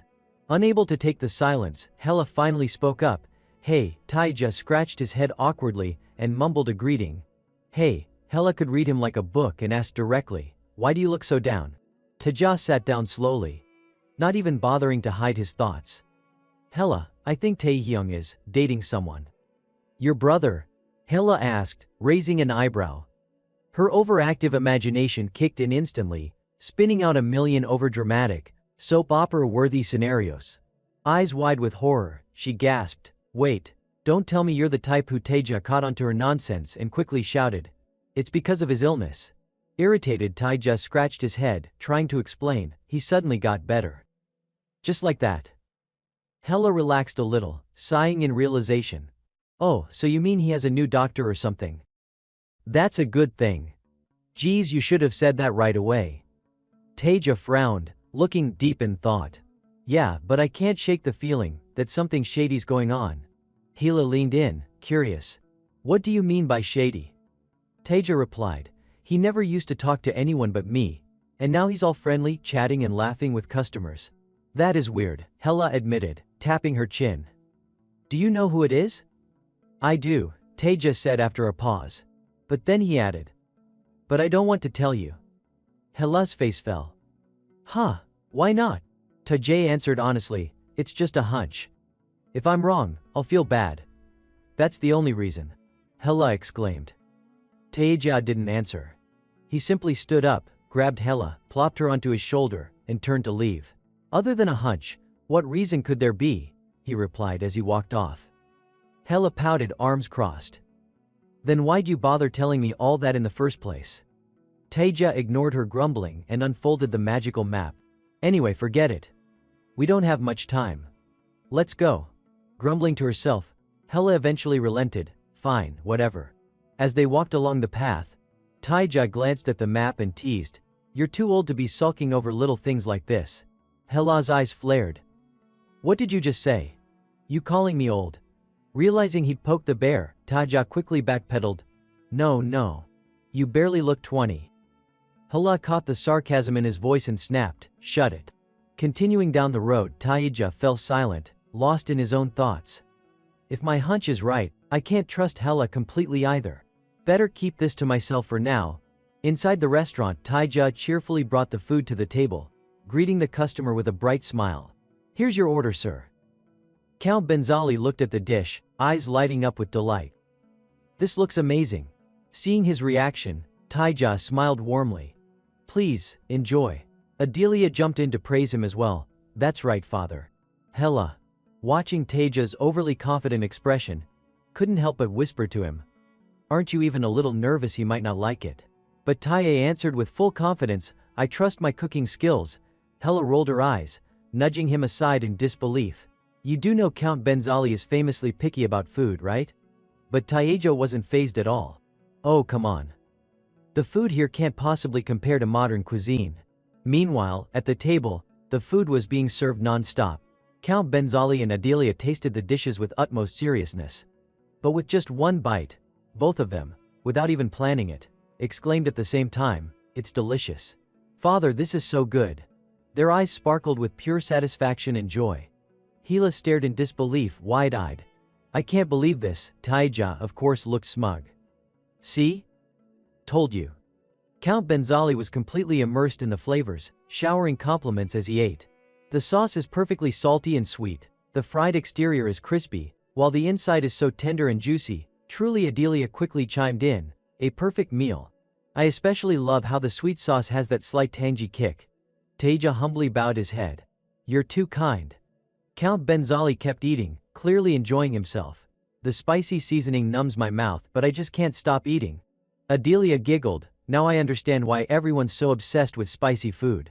Hela, still stunned, added, "Same here, I finally get why spicy food is so addictive." Taija, however, raised an eyebrow. "It's good, huh? You probably haven't even tried my brother's cooking yet." Suddenly, Count Benzali let out a sigh. "The last time I ordered from somewhere else it was awful." Adelia looked surprised. "Wait, you've ordered from another world before?" The Count nodded. "That's right. But the delivery guy last time, sloppy as hell. His cooking was a disaster. The only thing he had going for him was fast delivery." Adelia's eyes widened, teasing. "Sounds like you've ordered quite a few times, huh?" Count Benzali shrugged. "Only once or twice. But I have to say, it's an honor to taste dishes our world has never seen before." Adelia pouted in mock annoyance. "So why didn't you ever share this with us, father?" The Count chuckled. "Haha, sorry dear. The last place was so awful I didn't think it was worth mentioning." Standing nearby, Taija listened to the father-daughter exchange, but his eyes drifted toward Hela, perched on his shoulder, visibly trembling with agitation. Sensing something was off, Taija quickly spoke up. "Please enjoy your meal," using it as an excuse to slip away. Only then did the two finally remember they weren't alone at the table. Adelia, quick-witted as ever, called out, "Why don't you eat with us? You barely ate anything at the party." The Count chimed in, "Indeed, please join us." Taija politely bowed his head. "No need, really. This is a special father-daughter moment. I wouldn't want to interrupt." Adelia blushed slightly, then relented. "All right, we'll call you when we're done." The conversation at the table carried on. Adelia pressed further. "So, what did the last delivery guy look like?" The Count did told back his criticism. "A rude little brat, that's what, and that's putting it nicely. The kind of uncultured, common trash who doesn't know the meaning of manners." Meanwhile, outside the castle walls, Taija and Hela collapsed onto the grass, completely drained after a full day of work. Taija sprawled out with a groan. "Finally, the day's over. Let's rest for a bit." Hela curled into herself like a sulking cat, looking utterly pitiful. Seeing her miserable expression, Taija hesitated for a moment, searching for the right words. Then he tried to comfort her. "Is Count Benzali always like that?" Hela snapped back irritably. "How would I know? His good intentions getting shot down." Taija scowled. "I was just asking, he's pretty rude, isn't he?" Silently he told himself to stay calm. She looked upset, so maybe he'd just let it slide. Hela turned away, voice laced with bitterness. "Of course he's rude, but I'm used to it by now. That kind of terrible behavior isn't new to me." Taija could only offer a wry smile, thinking, "Yeah, she's definitely mad." Suddenly Hela turned to him, her voice sharp. "So, have you figured it out yet? I thought you were supposed to be smart." Taija blinked, completely thrown off. "Figured what out?" Hela replied plainly. "Before you showed up, I was the delivery person." Taija admitted honestly, "I kinda suspected that." She tilted her head, curious. "Then why didn't you ever ask me about it?" Taija looked up at the sky, his voice casual. It felt personal. "I didn't want to pry." Hearing that, Hela let out an exaggerated sigh. "You're weird, you know that? If it were me, I'd have dug for information ages ago." She lightly tapped his forehead, teasing, "Did you hit your head on the way here or something? Losing your touch already?" All Taija's earlier effort to comfort her felt utterly pointless. He cursed silently. "How unfair." Still keeping his cool, he replied, "It's called respecting personal boundaries. You should try it sometime." Hela snorted, smirking. "Be honest, your head's full of questions about me, isn't it?" Taija shot back without missing a beat. "Not at all." Her excitement instantly deflated. Ugh, boring. Suddenly, Hella dropped a random name, Jonathan Blade. Taeja blinked, confused. What? She clarified. The guy Count Benzali was complaining about earlier, that's my boyfriend. We used to be human just like you, and we delivered orders together. Taeja raised an eyebrow. Cool name. What'd he look like? Hela drifted into a dazed, nostalgic state. Always wore a leather jacket, boots with metal studs, kinda like me. Taeja frowned. No, I mean his face. What did he look like? Hela faltered, eyes losing focus. I can't remember. Her expression turned gloomy. I completely forgot his face. Taeja's disbelief was written all over his face. You're serious? Hela scratched her head, frustration clear in her voice. No matter how hard I try, I just can't remember what he looked like. At least not before he changed. Seeing how she tormented herself over it, Taeja gently patted her back. Hey, it's alright. Don't push yourself. Still, his mind churned with curiosity. Changed. What does that mean? Almost like she read his thoughts, Hela repeated, changed? You're wondering what that means. Taeja chuckled awkwardly. You mean like that flaming skull keychain thing? She deadpanned. Yeah, that's what he looks like now. Taeja froze. Wait, what? Then an idea popped into his head. You mean he's into skulls and motorcycles? Her eyes widened, genuinely shocked. How'd you know? He's a hell rider. His bike's constantly breaking down. Taeja tried to hold back a laugh. Lucky guess. Though in his head he thought, that was obvious. The mental image of this so-called boyfriend popped into Taeja's head, flaming skull for a head, all black leather. Basically a dollar store ghost rider.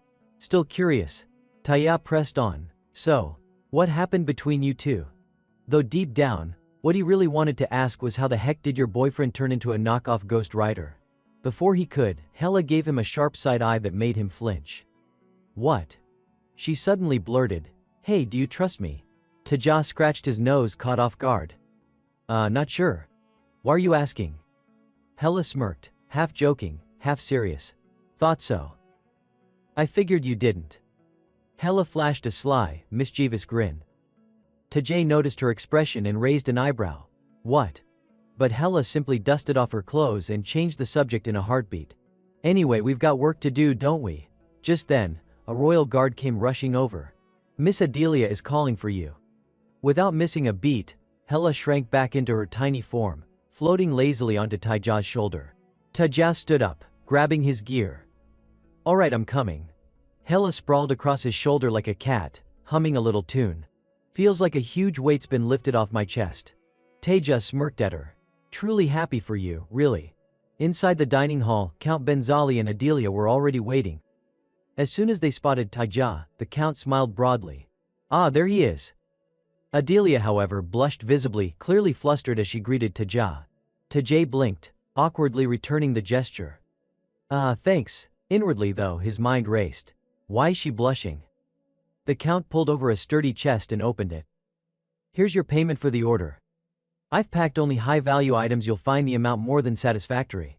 Switching to his best customer service voice, Taeja grinned. Wow, thank you so much, sir. But the Count wasn't finished yet. With a sly grin, he gently pushed Adelia forward. And I have a special gift for you. Adelia stepped forward shyly, unable to look Taeja in the eye. Her voice barely above a whisper, she muttered. From today onward, I'll be under your care, Mr. Taeja. The charming, picture-perfect moment hit Taeja like a nightmare.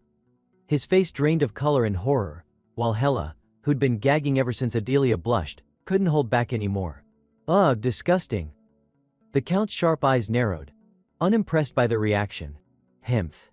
In the middle of this tense, dramatic atmosphere, Taeja staggered back, completely stunned by what he just heard. His mind couldn't process it fast enough. Then came a calm, composed voice from Count Benzali. I hope you like my gift, young man. Taeja practically yelled, hands trembling uncontrollably, I'm fine. Benzali, ever the composed nobleman, looked at him with mild confusion. What, she's not good enough for you? Taeja frantically waved his hands. No, that's not it. It's just I don't believe in people being given as gifts. The Count nodded slowly, as if he just uncovered some profound, hidden truth. Ah, I see. So your world is different from ours. Meanwhile, Taeja still looked like he'd been struck by lightning, trying to recover, while Hela muttered beside him, her face twisted with disgust. I still feel like throwing up. Inside the warm, elegant noble hall, Adelia's radiant smile lit up the room. Her sparkling eyes turned to her father as she gently reassured him. It's okay, father, we can start as friends and see where things go. Benzali smiled in satisfaction, confident in her words. Of course, there's no need to rush. He stood up decisively, prompting Adelia to tilt her head. You're not staying a little longer? Benzali shook his head with a small chuckle. I'll give you two some private time. Before leaving, he placed a loving yet firm hand on Adelia's shoulder. His voice softened, but there was no mistaking the serious undertone. Don't forget to be careful. Your safety comes first. Feeling her father's immense love, Adelia nodded gently, her eyes gleaming with both tenderness and determination. Yes, father. Meanwhile, Taija stood there completely dumbfounded, eyes wide in disbelief. His voice cracked slightly. Is this, seriously, the same dad who tried to behead his daughter earlier? Does he have a split personality or something? A chill crept down Hela's spine as she whispered under her breath. This guy definitely has issues. Before Taija could process further, Adelia approached, radiant as ever. Her charming smile practically sparkled. In her sweetest voice she asked, where are we going next, darling? Taija instinctively backed away, stammering. Well, Hela didn't wait another second. Run. Taija and Hela were already trying to sneak away when that same sweet but authoritative voice rang out behind them. Leaving already? Forgetting something, aren't you? The entire atmosphere froze. Adelia still wore that flawless smile, as though she hadn't just issued a veiled threat. She gracefully held up an item in her hand, something small but clearly critical, like she held their entire fate in her palm. Taija could only stare, utterly defeated. Why do all my customers threaten me with bowls and dishes? Beside him, Hela let out a long, exhausted sigh. We're so screwed. With a gentle smile, Adelia held out the ceramic bowl, her voice soft and pleasant. I look forward to working with you. But Taija didn't take the bait so easily. With a mischievous glint in his eyes, he grinned and tilted his head. Hold on. I want something from you first. Adelia tilted her head, confused. What is it? Taija's grin widened as he casually pointed at her. Didn't you say your information gathering skills are top-notch? I might need you to use those skills for me. Right on her specialty, Adelia didn't hesitate. She quickly handed him the bowl with confidence. Fine. As long as it's not impossible, I'll do it. Taija accepted the bowl with a playful smile. Deal. Don't forget you promised. From nearby, Hela's suspicious voice drifted over as she observed Adelia. She's Benzali's daughter, you sure about this?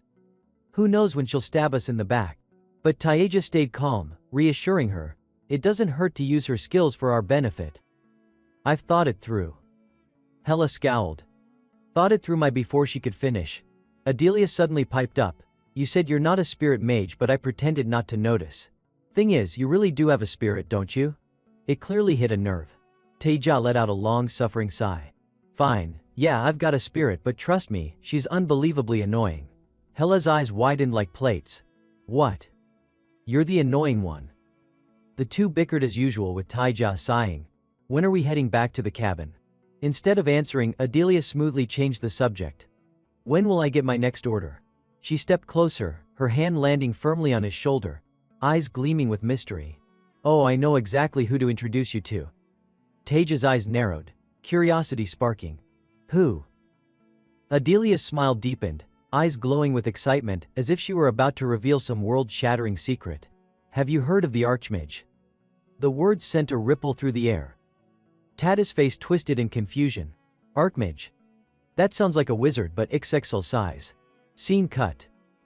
In a professional, pristine kitchen, the sharp, rhythmic sound of a knife echoed.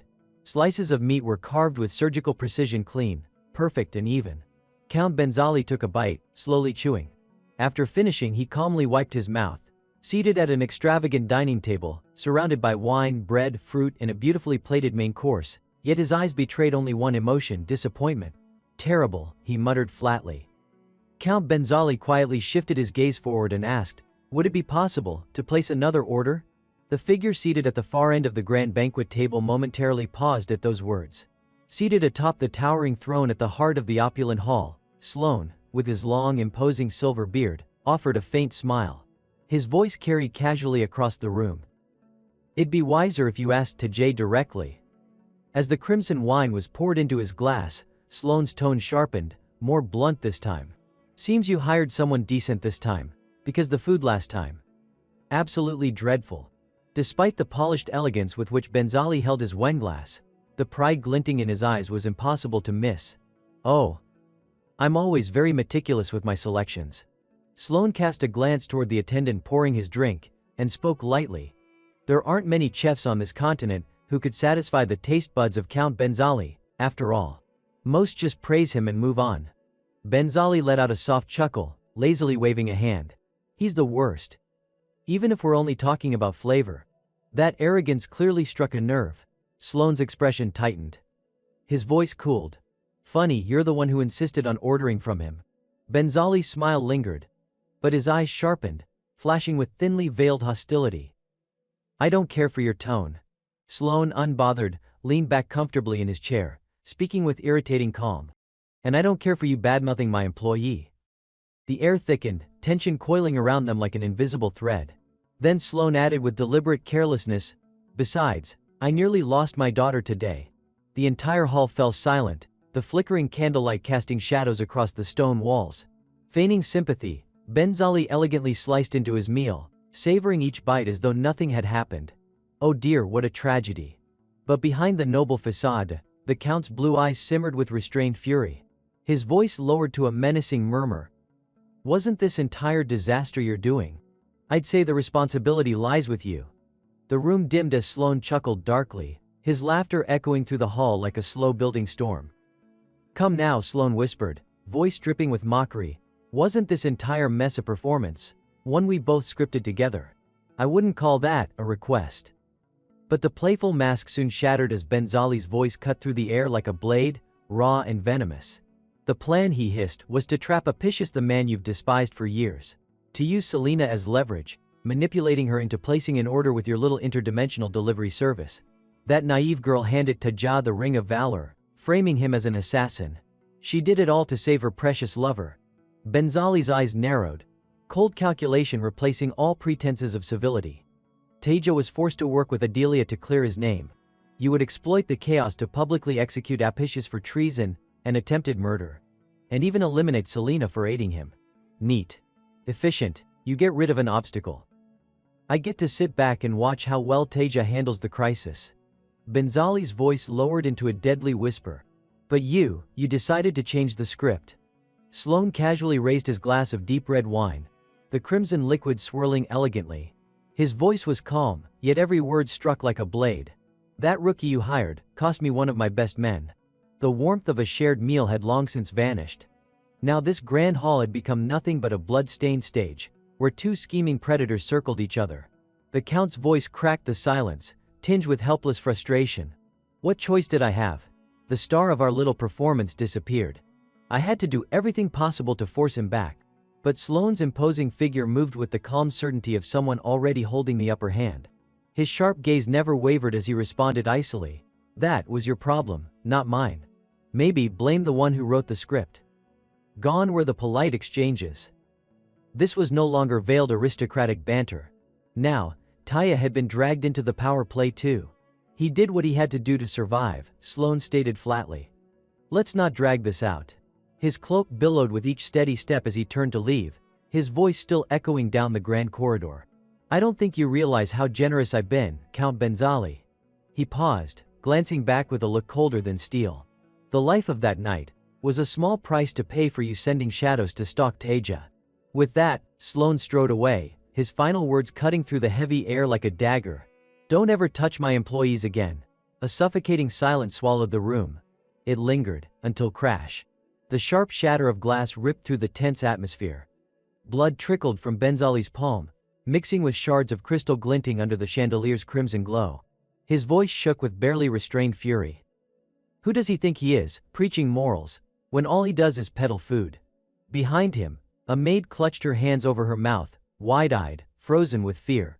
The room lay empty, save for the icy pressure hanging in the air. Benzali's blue eyes burned with seething hatred as he muttered under his breath, "Let's see how long you can keep that delivery boy under your protection." The scene shifted out beyond the walls of the castle. A towering fortress stood proudly beneath a cloudless blue sky, its white spires gleaming. verdant trees swayed gently in the breeze. In front of the gates, an emotional farewell was underway. Selena's eyes shimmered with tears, her voice trembling. "Do you really have to go?" Adelia, eyes also glistening, forced a soft smile. "Don't cry, Selena, it's not like I'm leaving forever."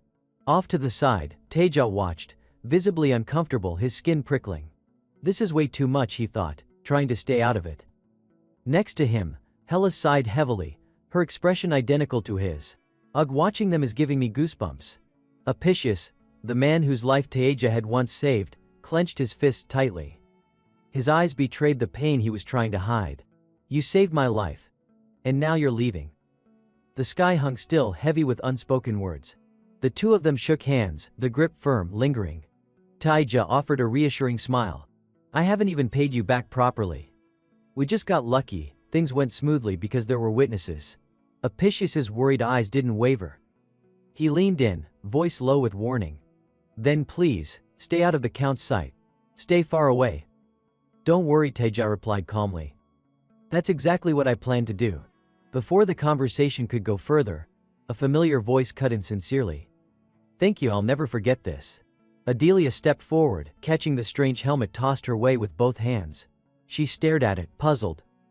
"What is this?" Teja chuckled lightly. "It's called a motorcycle helmet. We're leaving, on a bike, not horseback." Ah, realization dawned on her face. "So, this protects your head. From falling off the otherworldly horse, I suppose?" "Something like that," Teja smiled, securing his own helmet. Beneath the brilliant golden sunlight pouring over the grand city gates, the farewell felt bittersweet. Adelia and Teja climbed onto the sleek motorcycle, ready to disappear beyond the horizon. Adelia turned, eyes shimmering faintly with emotion, and waved. "Take care, sis." From behind, Selena's voice trembled as she responded. "Goodbye, Adelia, be safe." With a quick twist of the throttle, the roar of the engine shattered the quiet. The motorcycle shot forward across the open plains, leaving only a cloud of dust and the distant gazes of those they left behind. Apicius's voice lingered, deep and solemn, carried by the wind. "Safe travels, both of you." Selena tilted her head, voice barely above a whisper. "We should get ready to leave too." Apicius's eyes remained on the distant plains, concern still clouding his features. "You think they'll be all right?" A quiet certainty settled over him as he answered his own question. "They'll be fine, those two are sharp." Meanwhile, under the cold glow of a lone desk lamp, in the dead of night, the shadow of a man loomed in a dimly lit study. Gregory, hunched over a cluttered workbench, clutched his trembling fists as beads of sweat rolled down his temple. The eerie green liquid inside the test tubes hissed unnaturally, overflowing uncontrollably onto the table. His bloodshot eyes fixed on the disastrous experiment, frustration etched into every line on his face. His hands tightened around his head, voice cracking with desperation as he roared, "Damn it, the calculations were flawless." His gaze darted to the melting remains of his experiment, oozing across the tabletop, his pupils quivering with despair and barely contained madness. "Why won't it work?" With a snarl, Gregory snatched up his tattered research notes, muttering through clenched teeth. "I don't make mistakes." Step by step, he approached the towering glass chamber in the corner, filled with a viscous, unnatural green substance that pulsed faintly in the dark. His lips curled into a feverish smile as he whispered, "I just need a better test subject." His eyes gleamed with dangerous determination. The perfect subject. As they arrived, Teja couldn't help but gape, eyes wide, mouth hanging open as he looked around in awe. "Hua, this place is packed.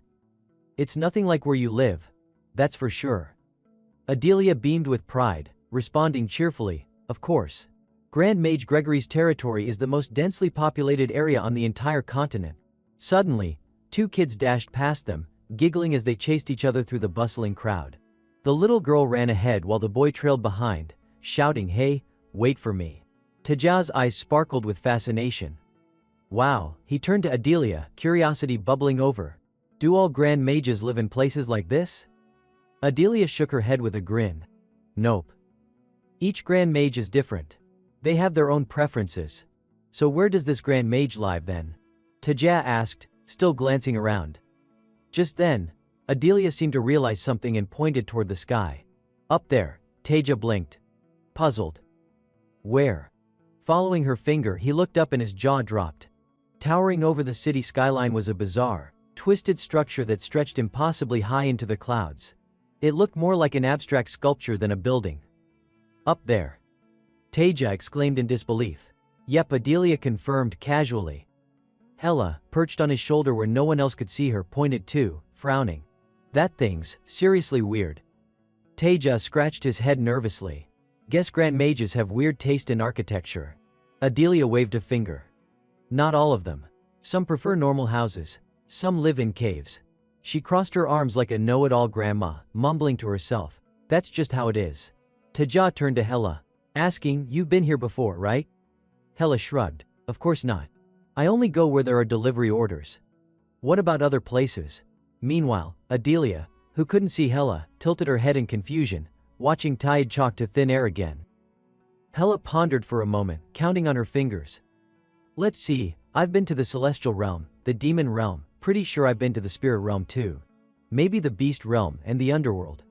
Taeja nearly hit the floor. Wow, I didn't know there were that realms, many realms. Adelia looked at him like he'd lost his mind. Is this guy okay? She thought to herself, completely baffled. Hella chuckled mischievously. Actually, we haven't seen that much yet. If you count the realms humans aren't allowed into, there's probably dozens more.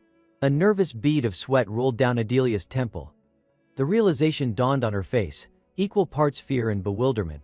There he goes, talking to himself again. She crossed her arms, scrutinizing him like a detective. I've always wondered, what exactly do you talk about with your spirit? Taeja stammered awkwardly. Well, meanwhile, Hella flinched. Ah.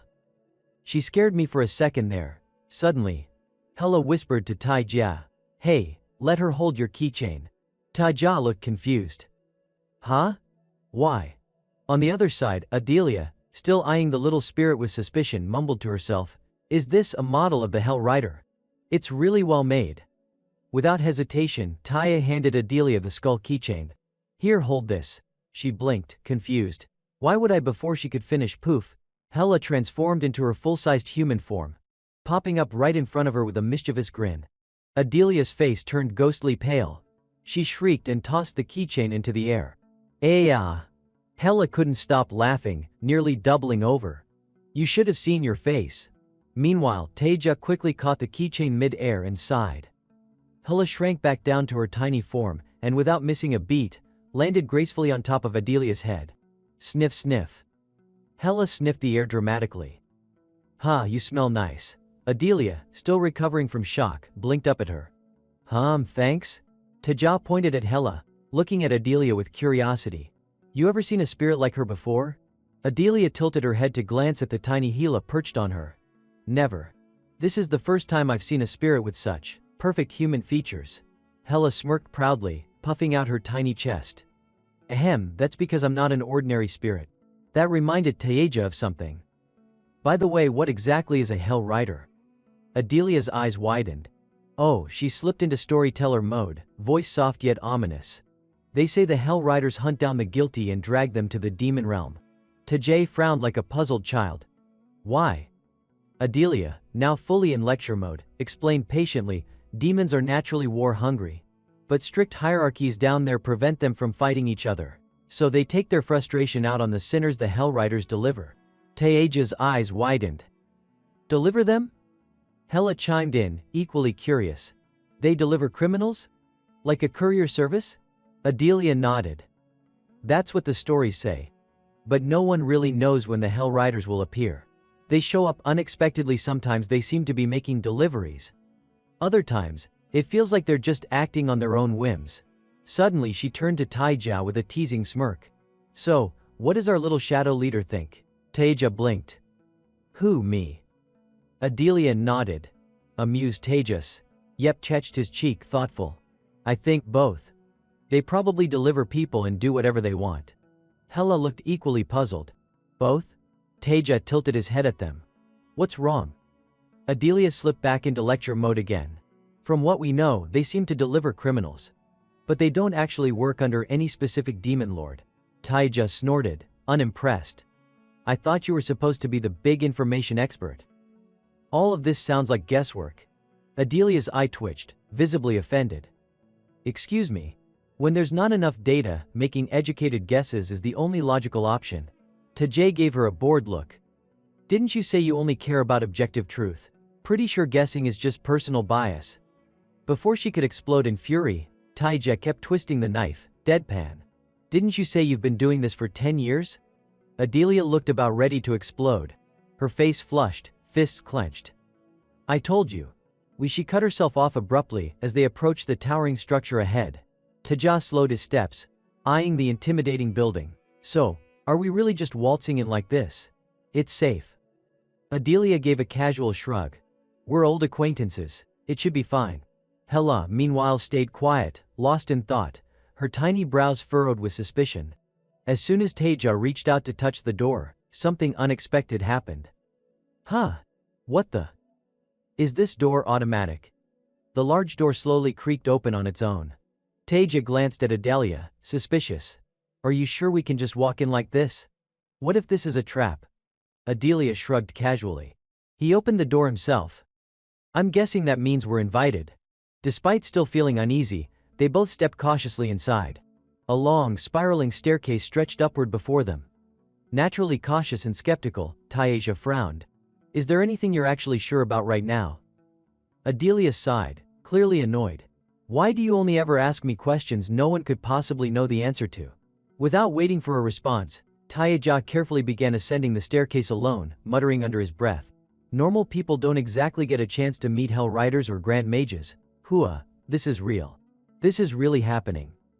Down at the base of the stairs, Adelia paced nervously. Hey, she called softly, her mind a tangled mess of anxiety. I'm seriously doing my best here. Hala, still perched on Adelia's shoulder, seemed deep in thought. Noticing the silence, Adelia whispered, You're awfully quiet. What are you thinking about? Hela snapped out of her thoughts, startled. Huh? Oh, nothing important. Relieved, Adelia nodded. Good, that's good. But suddenly a loud, panicked yell echoed from above. Taija's voice. Ah, what the hell?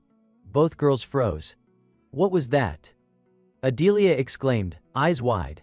Taija. They both shouted in unison, scrambling up the staircase. As they burst onto the upper floor of the tower, chaos greeted them. Taija was locked in a bizarre struggle with an old man dressed in a ragged brown cloak. The man clawed desperately at the delivery box in Taija's hands, yelling, Give it back. That artifact. I've waited my whole life for it. Taija, holding the box high above his head like a game of keep away, shouted, What are you even talking about, old man? But the old man was relentless. Hand it over. Adelia and Hela finally reached the top of the stairs. Hela grumbled, Ugh, what's with all the yelling? Adelia's eyes widened in shock as recognition set in. Grand Mage Gregory. The old man paused mid-struggle, eyes going wide as he spotted her. You're suddenly, as if nothing had happened, he stopped wrestling for the box, turned around, and casually strolled back to his chair, sitting down with unsettling calm. Taija stared, dumbfounded. What just happened?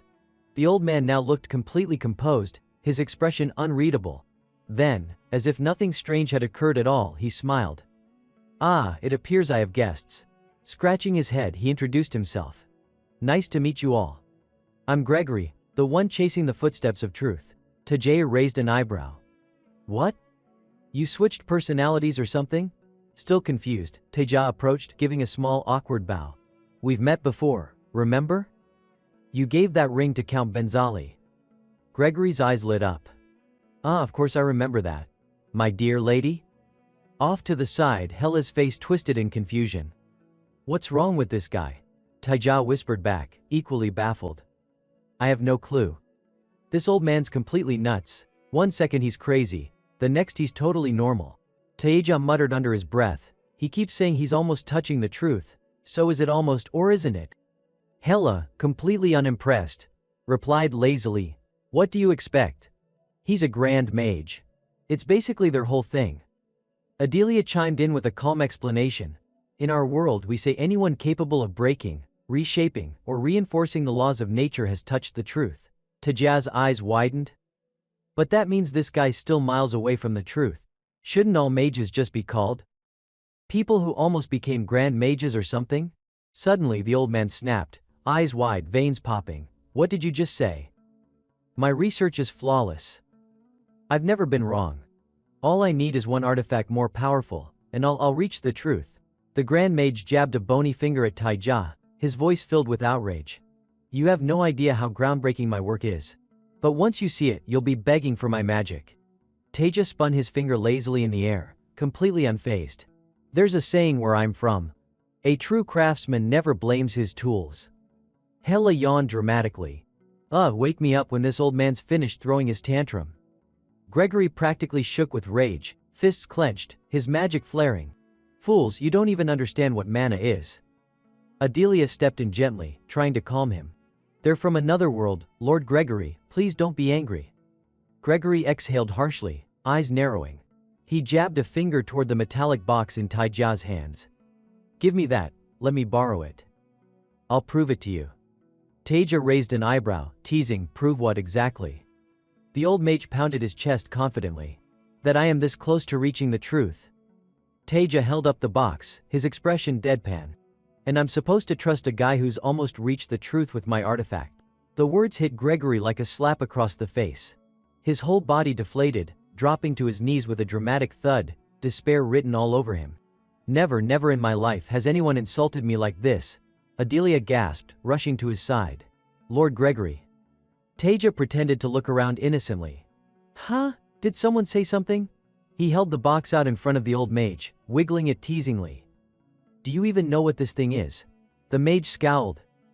Isn't it a delivery box? Forged by Hephaestus himself. Taija froze, stunned. Wait, how do you know that? Hela's jaw practically hit the floor. Wait, that means he actually knows what he's talking about. Gregory, now smug and full of himself, crossed his arms. Of course I do. Now do you believe me? Puffing up with pride, he rambled on. I've tested hundreds of artifacts, powerful ones, rare ones, ancient ones. And this box, but before he could finish, Taija casually took a step back, eyes narrowing. Yeah? And what happened to those artifacts? The old mage froze, his words stuck in his throat. Taija stared blankly. They what? Hela smirked wickedly.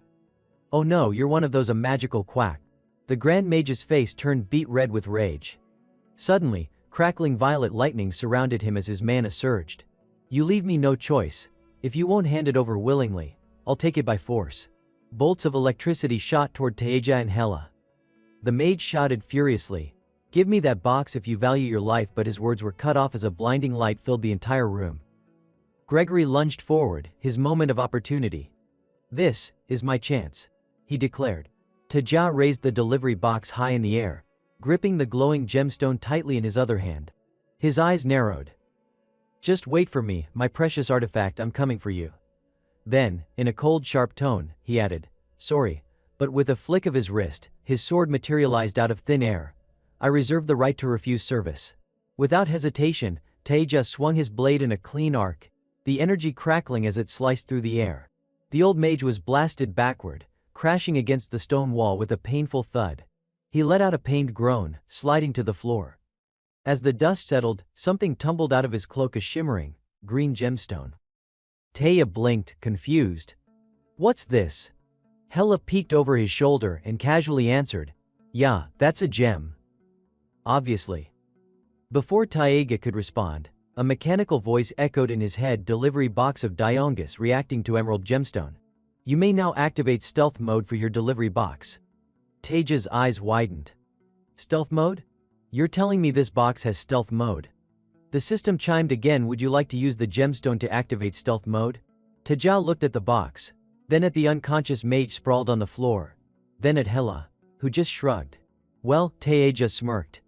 That sounds useful. Taija stared at the floating system screen in front of him. The other two looked confused. What's that?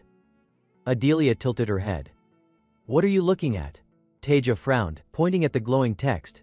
You guys don't see this? Hela crossed her arms. See what? There's nothing there. Same for me. Adelia added. Taija sighed. It's asking if I want to use the gemstone. Both girls froze. What? They exclaimed in unison. Suddenly, a raspy voice echoed across the room. It was the old Grand Mage. Turns out he wasn't dead after all. Say yes. The mage croaked. You must use that gemstone. The system notification still hovered in front of Taija. Use the emerald gemstone. Yes, no, Taeja curled his lip in frustration. If I knew you were still alive, I would have finished you off properly, Hala snorted. Please. You didn't even have the guts for that. Adelia chimed in gently. Master Reliva wouldn't be pleased if you killed a grand mage. Just then, the old man pathetically dragged himself across the floor toward them, wheezing and crawling. Please, I'm begging you, just use the gemstone. Taeja backed up cautiously. Yeah, but what if it damages my delivery box? I'm not risking that. Hela nodded firmly. Exactly. Reinforcing artifacts with random junk. Boom, disaster. The old man gasped, offended. Impossible. Listen, he struggled to sit upright. Then explained, you said the system asked you about using the gem, right? That only happens if the artifact is compatible. It means the gemstone and the box are perfectly suited for each other. Taeja narrowed his eyes, skeptical. And how do I know using it won't wreck the box anyway? The mage faltered, clearly caught off guard. Well, I thought so. Taeja sighed dramatically, finger hovering over the no option. Wait, no. The old man cried, throwing himself to the floor, bowing so low his forehead hit the ground. This is a relic from another world. It might trigger unknown effects, but I swear on my life's work reinforcing the box won't fail. Adelia looked at Taeja. Can't you just try? He's literally groveling. Tae wavered for a moment. Hela shrugged. Up to you. But if it explodes, that's your problem. After a long pause, Taeja suddenly knelt on one knee beside the old mage, his voice unexpectedly friendly. I'll do it, if you help me with something first. The old man perked up immediately. Anything. Taeja rummaged through his pocket and pulled out a laminated menu. You hungry? The mage blinked, utterly confused. Taeja flipped the menu around with a cheeky grin. Pick a meal. Comes with free pickles. Hela rolled her eyes. Pickles are always free, you idiot. A moment later they stepped through the portal, back to Taeja's little cabin in his world. Taeja collapsed onto the couch with a groan. What a nightmare. Hela flopped onto the table. Longest day ever. After a beat, she lifted her head, eyeing him suspiciously. You're really gonna use that gemstone, aren't you? Taeja scratched his head, a crooked grin creeping onto his face. The gemstone? Maybe. Hela thought for a moment, then said, I don't know anything about this either, so I can't really help you. Taeja let out a deep sigh. Don't worry. I wasn't expecting much from you anyway. Hela's face darkened as she snapped. What did you just say? Taeja figured it'd be best to ask someone who actually understood this stuff. Hela, hearing that, looked completely lost. Someone who understands. Like who, exactly? Taeja shook his head slightly, thinking to himself. Mr. Sloan, are you in there? Hela groaned in frustration. Yeah, right, like he's actually gonna show up. Who would have thought the old man really appeared? He showed up out of thin air and said, looking for me. Hela practically jumped out of her skin. What the hell, she yelped. She stood there, completely dumbfounded, struggling to believe what her eyes were seeing. He actually showed up, she muttered. The old man calmly stroked his beard and replied. Of course I did. Taeja turned to him, cutting to the chase. I've got a few questions for you. Then he pointed at the floating system panel and asked, what is this? Sloane's eyebrows lifted in mild surprise. Ah, that. Meanwhile, Hela looked completely left out, pouting. I don't see anything at all. Sloane chuckled and replied cheerfully. That's a device to make cross-world communication easier. Hearing that, both Taeja and Hela looked at him like he was speaking an alien language. Their eyes widened in confusion. What does that even mean? They asked almost in sync. The old man sighed, looking like he was already regretting talking to them. A few more days with these two and I'll end up depressed, he thought. Alright, let me try to explain this in the simplest way possible, Sloane began. There are countless different worlds out there. But to keep things simple, let's just call them this world and the other world. These two worlds differ in a lot of ways: food, clothing, lifestyles, so meeting someone from another world can be pretty terrifying. Especially, he emphasized, when that person has magic that doesn't exist in your world. Taeja's expression turned thoughtful. Makes sense. Sloane continued, that's exactly why this device helps. It lets you understand strange situations and unfamiliar items better. Both Taeja and Hela looked a little blank for a second, but eventually nodded. Got it, they both muttered, though it was clear they still didn't fully grasp the whole thing. Hela crossed her arms, raising an eyebrow. Wait a sec, when I was still doing deliveries, did we have stuff like this? Hoi ChatGPT. Hella completely lost it. She grabbed Sloane by the collar, shaking him furiously. You bastard. Why didn't I get one of these when I was doing deliveries? The old man just burst out laughing. Hey haha. Thanks to your miserable experiences, I was able to develop this, you know. Hala was practically fuming, her face flushed red with rage. Do you have any idea how much I suffered back then? She shouted. But Sloane just kept laughing like it was the funniest thing in the world. Ah, and your delivery box? It's indestructible. So at least you didn't have to worry about that. Teja sat nearby, listening to all this unfold, quietly mumbling to himself. So, that's how it is. Once Hela finally calmed down enough to let go, Teja sat down at the table and looked at Sloane seriously. One more thing, is there some kind of rule on who can actually place orders? Sloane blinked, looking a little confused. Rules? It took him a second. But then it seemed to click. Ah, you mean how the common folks don't really want me around anymore. They've been terrified ever since they heard about food deliveries to other worlds. He tilted his head, looking amused. Delivery services, men. With a knowing smile he waved his hand casually and asked Teja, what do you think would happen if Count Benzali showed up in your world? Teja nearly choked on air, answering without hesitation, who knows, he might get arrested for being a tyrant. Hela frowned in utter confusion. What kind of messed up logic is that?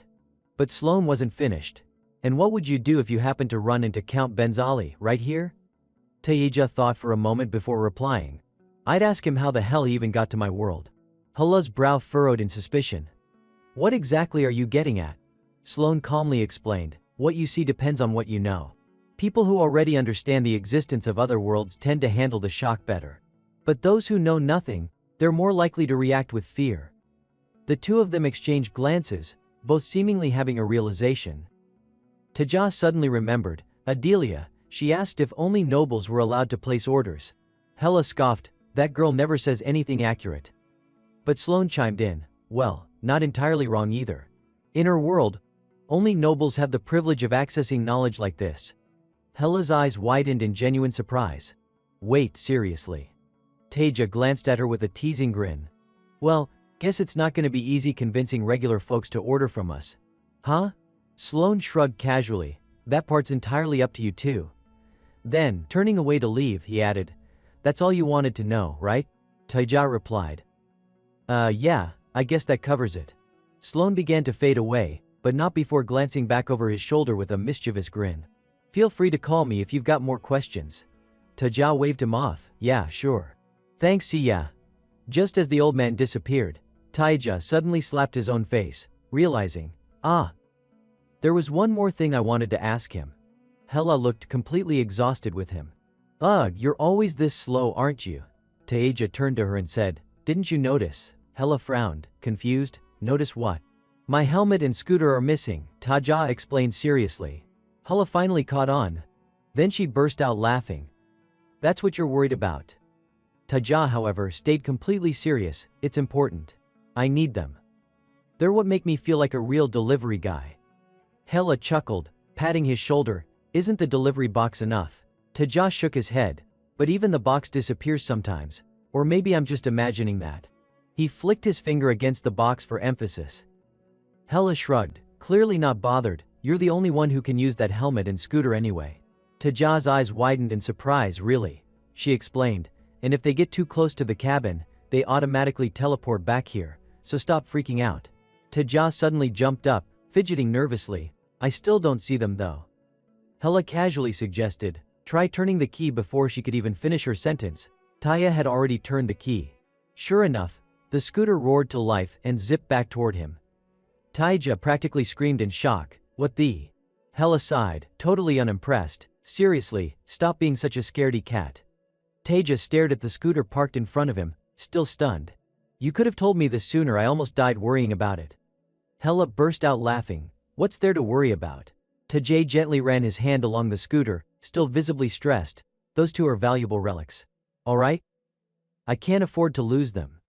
After that he slowly walked toward the teleport gate, calling back to Hela. Alright, I'm off to prep for the next delivery. She waved him off casually, see ya later. Teja stepped through the teleport gate, disappearing from sight. Meanwhile, Hela, left behind, suddenly remembered something. The helmet's fine, But the delivery box is linked to the scooter too, isn't it? She frowned to herself, muttering, I didn't think about that, but now that I do, that thing keeps popping in and out of existence just like the scooter. Hala fell into deep thought for a moment. After a while her eyes suddenly widened. Oh, he completely forgot, didn't he? Meanwhile, Taeja was walking up the stairs when it finally hit him. Oh crap. I forgot to collect the payment. He immediately smacked himself on the forehead, groaning, how could I forget that? Without wasting another second, he bolted straight to his brother's room, flinging the door open and yelling, Taehyung. I'm back. Right as Taehyung was sipping water, he jumped at the sudden shouting, choking and spitting it out all over the place. Taejae rushed over, panicking, are you okay? Do we need to go to the hospital?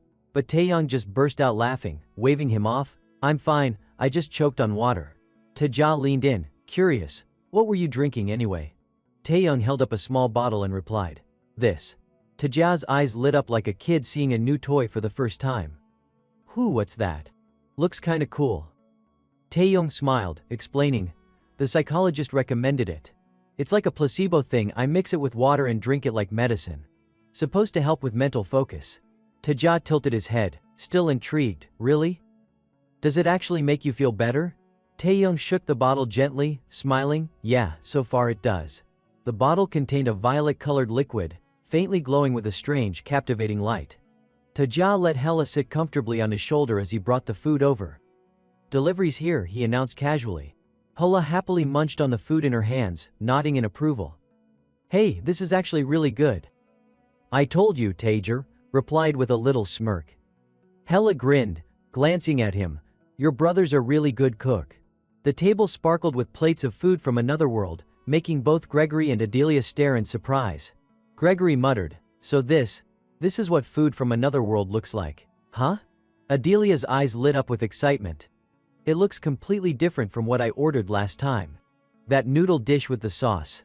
My sister ordered that, she explained, pointing it out. You've got to mix the sauce in properly before eating it. Remember the sweet and sour meat from before? As everyone dug in, Gregory curiously held the pair of chopsticks in his hand, twisting them around. These utensils, they're so weird. Am I even using them right? Adelia didn't bother answering him, just smiled and wished, bon appetit. She and Taeja stood by the balcony, looking out at the vast, glittering sea. Taeja couldn't help but let out a quiet, impressed sigh. It's beautiful. Of course it is. Adelia replied confidently. Taeja opened up a little, my brother and I, we've been thinking about going on a vacation. Adelia tilted her head curiously, have you two ever taken time off before? Never, Taeja admitted. We've been paying off debt non-stop. Adelia raised an eyebrow. How much do you owe? Taeja held up his hand, counting roughly, not much left. I make about 6 grand per delivery, so, about 60 more jobs and I'm debt-free. Adelia's jaw dropped slightly. 60 jobs. That's still a lot. Taeja forced a little laugh, brushing it off. Yeah, but honestly, without this job it'd probably take me decades to earn that much. Adelia sighed, fair enough. The ocean sparkled under the soft sunlight, the peaceful view settling over them like a calm blanket. Suddenly, Adelia spoke up. Hey, Taeja glanced at her. What? She asked. How much do you trust that girl? Taeja frowned. What girl? You know who I mean. Adelia said plainly. You don't need her tagging along. True, Taeja admitted with a shrug. So why are you letting her? Adelia pressed. She's Count Benzali's daughter. She's probably faking all that friendly nonsense to get what she wants. Don't worry, Taeja assured her. I know what I'm doing. Adelia raised an eyebrow, unconvinced. Oh really? So what's the plan? Taeja smiled slyly, it's a secret. Hela immediately kicked him from her perch on his shoulder. Secret my butt. Spill it, you idiot. Ow ow ow, stop that. Taeja yelped, shielding himself. Hela just kept teasing him. Yeah, that's right, you idiot. Gregory watched the two bicker and chuckled. Those two, they're a perfect pair, a delivery boy and his spirit partner. Adelia's eyes widened in surprise. Wait, you can see his spirit? The old man said, pretty much. I saw enough to know she's beating him up right now. She's probably doing that because you're a grand mage. Adelia replied flatly. While the two of them were talking, Hela and Taeja were still bickering in the background. Suddenly, the old man turned to Adelia and asked, Are you jealous of their friendship? The question caught her off guard. What's that supposed to mean? She asked. The old man continued casually. As Count Benzali's daughter, I imagine you were raised under strict expectations, especially since your older sister failed to meet his standards. She answered honestly. I haven't met them either. Still got a long way to go. The old man picked up some food with his chopsticks and added. That's why I assume your father's the one who told you to stick close to that boy. She didn't say a word, but her silence spoke volumes. I don't know what your father's scheming, the old man went on, but I'm asking you don't interfere with my research. I couldn't care less about whatever little games you and your father are playing. The only thing I care about is my work. I'll do my best not to get in your way, Master Gregory. Adelia replied politely. From behind them, Teja's voice rang out, I said I'm sorry already. Gregory ignored him and kept talking to Adelia, you're a smart young lady, miss. You flatter me. Adelia responded smoothly. As Gregory grabbed more food, he added with a half smile, but this won't be easy. Teja muttered irritably from the background, that seriously hurt. Adelia glanced at him and commented, he doesn't play by our world's rules, he's quick-witted, and he's strong. He'll be a real problem. I know that better than anyone, Gregory replied calmly. Seems like you finally met your match, haven't you? So, what brings you here today? He asked, watching her closely. You're not bothering me, are you? I came to ask about the courage ring, Adelia answered. The courage ring? Gregory echoed. She continued, you engraved my father's name on it before giving it to him, you remember that, right? The old man paused, surprised. Of course I remember. Why do you ask? Adelia explained, I had the chance to examine it closely the other day, and I stumbled onto something strange. Gregory frowned slightly. Strange? Yeah, Adelia nodded. It looks like the engraving was covering up an older mark. A flash of realization crossed Gregory's face. Ah, right, now I remember. I wanted to ask, were you trying to hide something? Adelia questioned. The old man shook his head. No, someone erased that mark long before the ring ever got to me. I didn't pay much attention to it back then, he added with a shrug. But now? Well, now you've got me curious. This is getting interesting. The old man stood up and walked over to where Teja and Hela were. Hey you, he called out to Teja, you got that courage ring with you? Yeah, Teja replied, confused. The old man held out his hand. Let me see it. Teja still wasn't sure what was going on but handed the ring over anyway. Why? He asked suspiciously. Adelia answered calmly, we just want to check something. Hela mumbled under her breath, seriously? You just handed over that easily. Meanwhile, you almost had a meltdown over that stupid delivery box. Teja shot back. The ring looks like a piece of junk. The box. That thing actually looked important. The old man inspected the ring carefully, turning it over in his hand. After a moment he spoke, to put it simply, this isn't the courage ring. Both Teja and Adelia leaned in, puzzled. Then, what is it? Teja asked. The old man took a breath, still staring at the ring. It's Hephaestus' ring. Teja frowned. Hephaestus. Even Hela seemed caught off guard. That's a name I didn't expect to hear. Suddenly, the delivery box opened by itself. A rift in space appeared inside the box. Teja's eyes narrowed. What the hell's happening now? Hela's voice rose with alarm. What the hell? From within the rift, a sword slowly emerged. As the sword fully revealed itself, all three objects, the ring, the sword, and the delivery box, began floating mid-air, hovering silently. The old man's eyes widened in disbelief. All of these artifacts, forged by Hephaestus? Teja instinctively pulled the box closer to himself, his voice sharp. Don't even think about taking them. Hela whistled, clearly impressed. Okay, that's pretty badass. Adelia nodded in agreement. Yeah, I think so too. Suddenly the three artifacts dropped to the ground. Teja picked up the delivery box, inspecting it with confusion. What just happened? They're acknowledging you as their new master, Hela explained matter-of-factly. Adelia chimed in, I think so too. Then Hela added playfully, or, it's something dangerous. Don't scare him. Adelia cut her off with a slight frown. Out of nowhere, a system message echoed in Teja's ears. You have collected 3 artifacts of Hephaestus. Passive effects activated. With the Hephaestus artifacts, all items will now be linked to you and can be summoned at will. Teja blinked. Linked to me. Hela looked confused. What? What's going on? I think I just unlocked some kind of bonus effect, Teja replied slowly. Bonus effect? Hala repeated. Adelia added, you probably triggered it by collecting all 3 artifacts. The old man couldn't contain his excitement. So it really is Hephaestus' ring, she said. Check the ring again. Teja sighed. Fine. The old man chimed in, I'm curious too. Me too, Adelia added with a small smile. Alright then, Teja muttered. Hephaestus' ring. This is the ring crafted by Hephaestus, the god of the forge, to commemorate his marriage to Aphrodite, the goddess of beauty. The ring is indestructible. The wearer must remain loyal to one woman for life. Failure to do so will result in eternal damnation in the underworld. Special skill, light of labor. Teja scowled. What kind of useless relic is this? He muttered. Annoyed. Light of labor. That sounded like a joke. Light of labor, a skill designed by Hephaestus to prevent laziness. Hold the ring high for 5 seconds to activate. Everyone who sees the light will be forced to work tirelessly until the ring's master allows them to stop. Teja's face twisted in disbelief. What the hell? This skill sounds like a labor law violation. I don't want this thing. Hala tilted her head. What? What's wrong? Adelia, equally curious, asked, what skill is it? Teja awkwardly waved his hand. Nothing. Seriously, it's nothing. But hey, can someone explain what linked means? He asked. The old man answered casually. It means that thing's sticking with you till you die. Teja froze, cold sweat beading on his forehead. Till I die. The old man shrugged. Yup. You can't take it off. Even if you try to give it away, it'll always come back to you. Teja's face drained of color. You're kidding me, the old man went on, completely unfazed. Back in the day, a bunch of shady mages used this effect to scam people.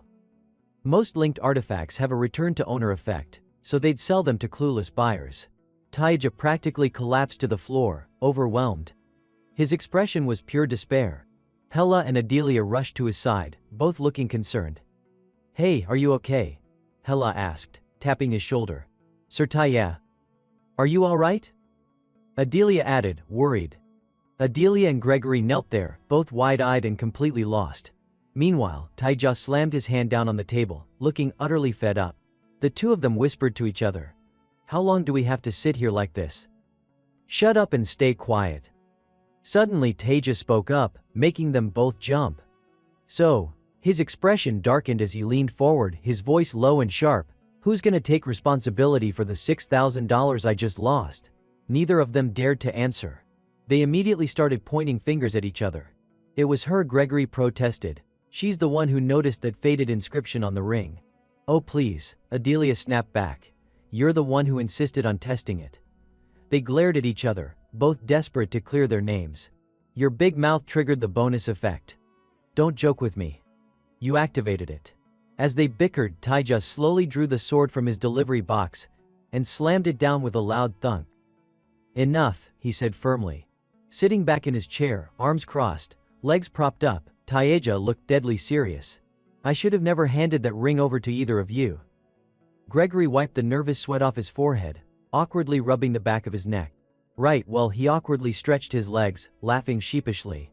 Teja stood up, his tone calm but clear. Go ahead with your experiments. I'll allow it. Gregory stared at him in disbelief. Wait, really? With a confident nod, Teja replied, sure, why not? Just then, a system message popped up. Do you want to use the stone? Yes or no? You can't just stare at this thing all day. Teja grumbled under his breath. Yeah, I'll use it. The moment he made the decision, the system chimed again. Huh? What the? The delivery box slammed shut on its own. Item effect activated. Anonymous mode has been added to Dionysus' delivery box. The three of them stared at the box. Did that work? Gregory asked. It looked like something happened. Adelia replied, tilting her head. Seems like it, Teja added, picking up the box. With a clear voice, Teja spoke. Anonymous mode. In an instant, he vanished. Adelia and Gregory's jaws dropped. He's gone. But their shock quickly turned into excitement. I did it. I finally did it. Gregory cheered, practically jumping with joy. Congratulations to me for getting one step closer to the truth. Gregory looked more relieved than ever. I knew it. I knew I was right all along. I just needed the right relic to prove it. Good job, Archmage Gregory. From somewhere nearby, Taya and Hela observed him. Yeah, he looks really happy, Taija muttered. Classic Archmage, Hela added with a smirk. But their curiosity wasn't satisfied yet. Doesn't look like he's done messing with things, Taya noted. Want to check out that new skill? Hela suggested. Good idea, Taya agreed. In an instant, the system popped up again. Anonymous mode completely erases the user's presence for 3 minutes. Limited to once per day. Duration increases as more deliveries are completed. Hela, sitting comfortably on Taija's head, commented. This system should really have a friendlier tone. Taija replied dryly. Then it wouldn't feel like this system. You don't know anything, Hela huffed. Taija ignored her, eyes glued to the screen. Wait, it says other effects also improve when I complete more deliveries. The system displayed another window. Dionysus delivery box, 3 successful deliveries. Features unlocked indestructible subspace, X-ray lamp, and new skill shielding. Taija pressed the shielding option with interest. A whole list of new skills popped up in front of Taija's eyes. Block, new nullify all incoming attacks, limited to 3 uses per day. The usage limit increases with more deliveries completed. Taija looked pretty satisfied. Alright, this one's actually useful. Hela, still perched on his head, frowned.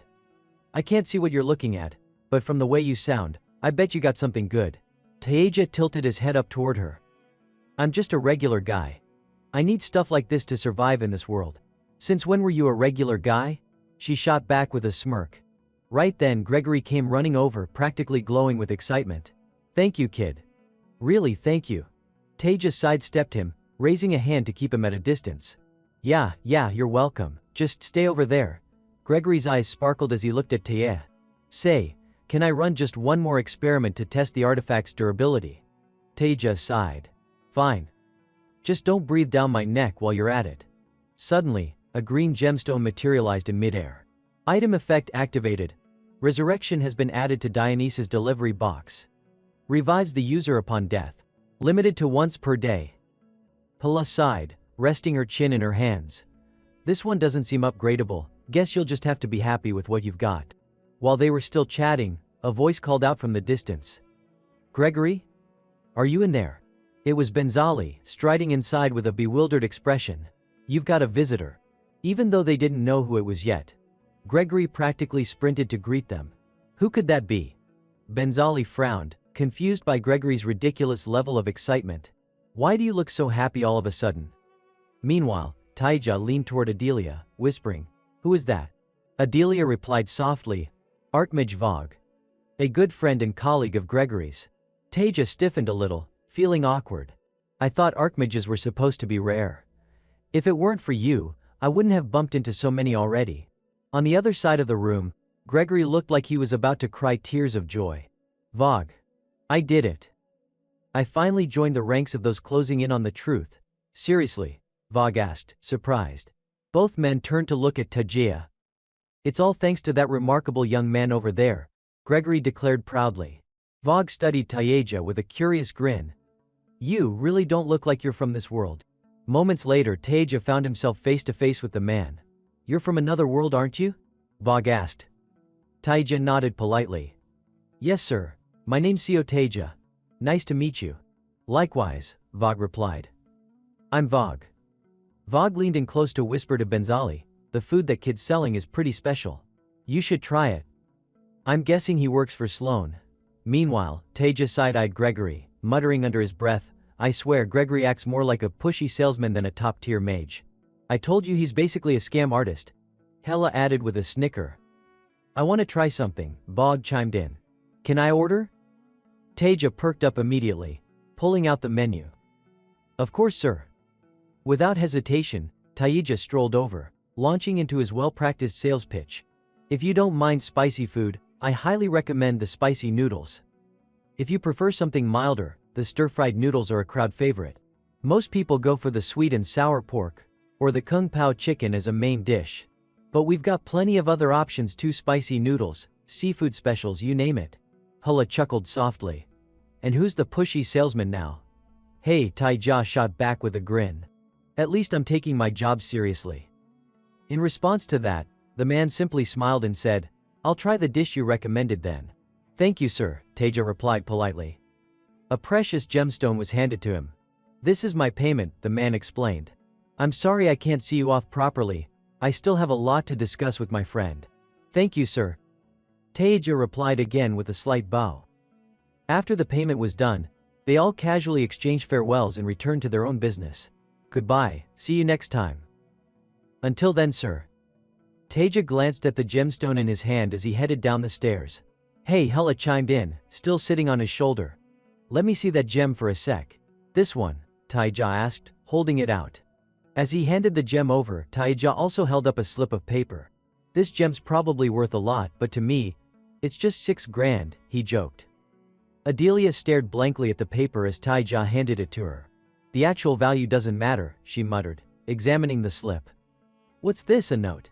While they were still talking, Hella snatched the gemstone from Taeja's hand. I'm keeping this, by the way. As they stepped out of the castle, Taeja stretched his arms overhead while Hela flipped the lup gemstone in her hand. For 6 grand. Dream on, she teased. Taeja turned to Adelia. Hey, you hungry? Now that you mention it, yeah, Adelia admitted, rubbing her stomach. With a bright smile, she offered. I know a couple of good food stalls nearby. I'll grab something for everyone. Street food, huh? Alright. But Taya hesitated for a second.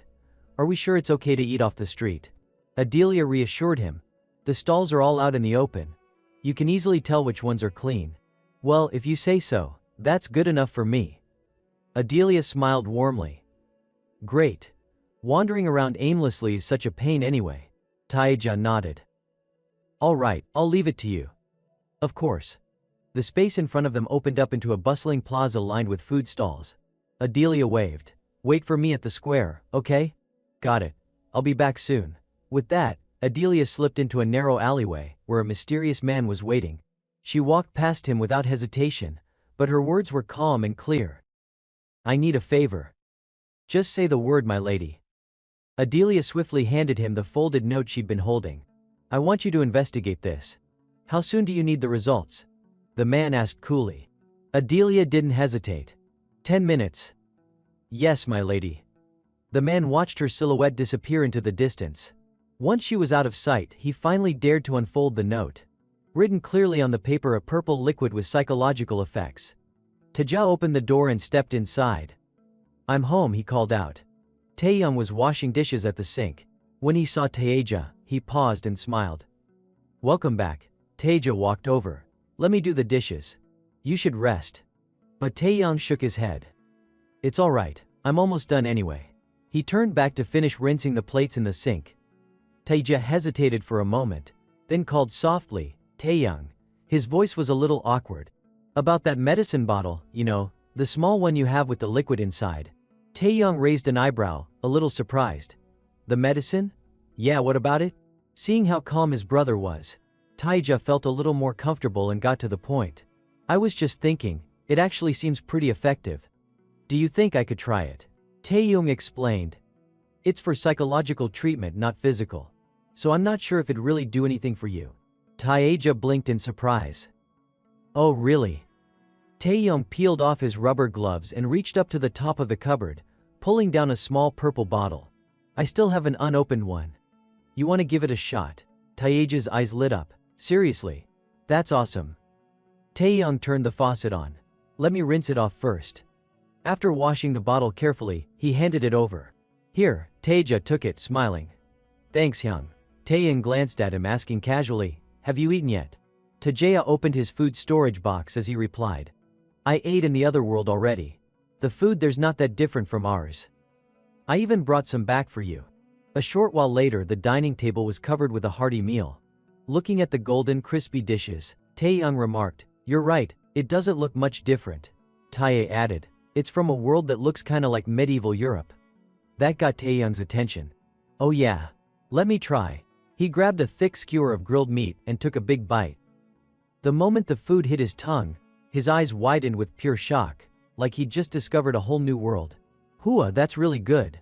Seeing his reaction, Taeja grinned. Told you. I was just as shocked the first time I tried it. Taeyang set the skewer down and suggested, what if we start experimenting with some new recipes? Taeja blinked, confused. New recipes? Taeyong explained. We could expand the menu, maybe even try making fancier dishes. Taeja sighed dramatically. What, you want to throw caviar on fried noodles now? But Taeyong was completely serious, rearranging ideas in his head. Caviar and stir-fried noodles, I mean, yeah, the caviar would make it fancy. But I'm not sure it actually tastes good. Maybe instead of adding expensive ingredients, we could focus on presentation. Taejae stared at him, wide-eyed. You're actually serious about this? Even so, deep down, Taeja couldn't help but feel a quiet warmth in his chest. Seeing his brother this excited, it actually made him happy. Under the table, his fingers absent-mindedly rolled the small purple bottle around in his palm. Hoi ChatGPT, the scene shifted. Taeja stepped through the space portal to another world. Hey everyone, he greeted casually. Adelia and Hula were already sitting there waiting for him. When they saw him arrive, they both smiled. Hey, welcome, Adelia greeted brightly. Taeja held up a rolled piece of paper. You two ready? Adelia quickly stepped over, nodding. All set.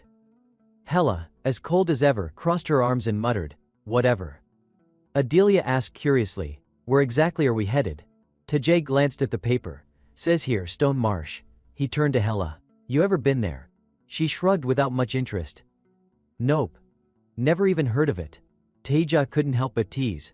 Are you sure you used to work in delivery? Her short temper flared instantly. Hela pointed a finger right at his face. What's with that attitude, huh?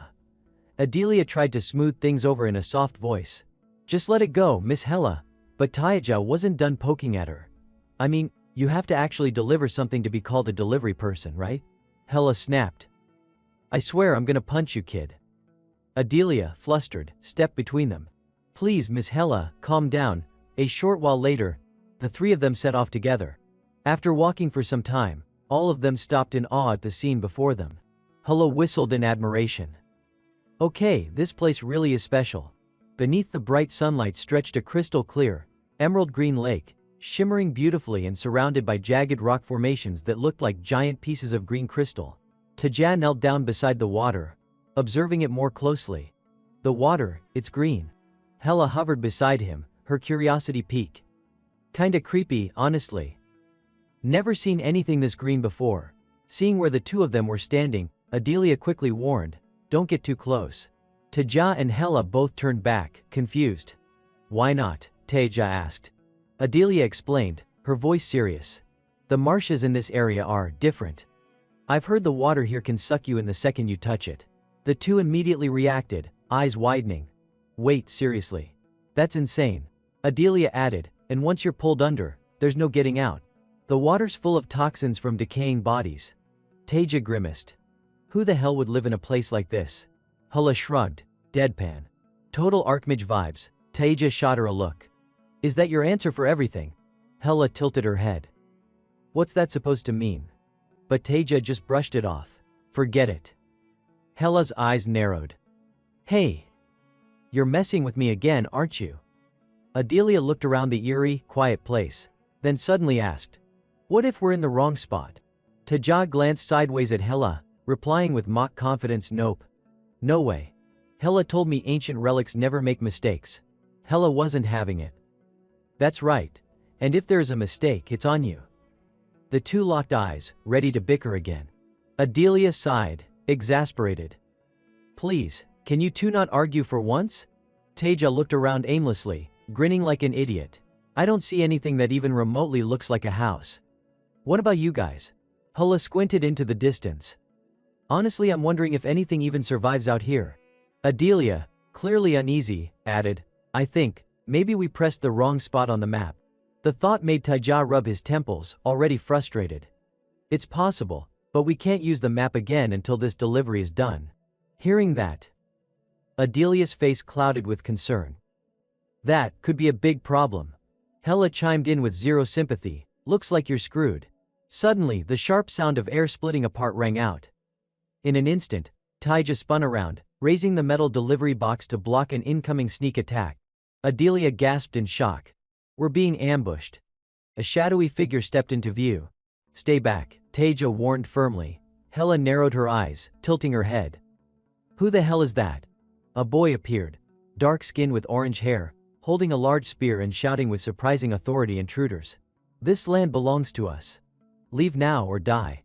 Teja and Hela glanced at each other, eyebrows raised in complete confusion. 1 second passed, and both of them burst out laughing, practically doubling over. Adelia, terrified, cried out, "How can you laugh right now?" The boys' fierce presence deflated a little as their laughter echoed around them. "What's so funny?" Teja wiped tears from his eyes, still chuckling. "Sorry," Hela clutched her sides, gasping for breath.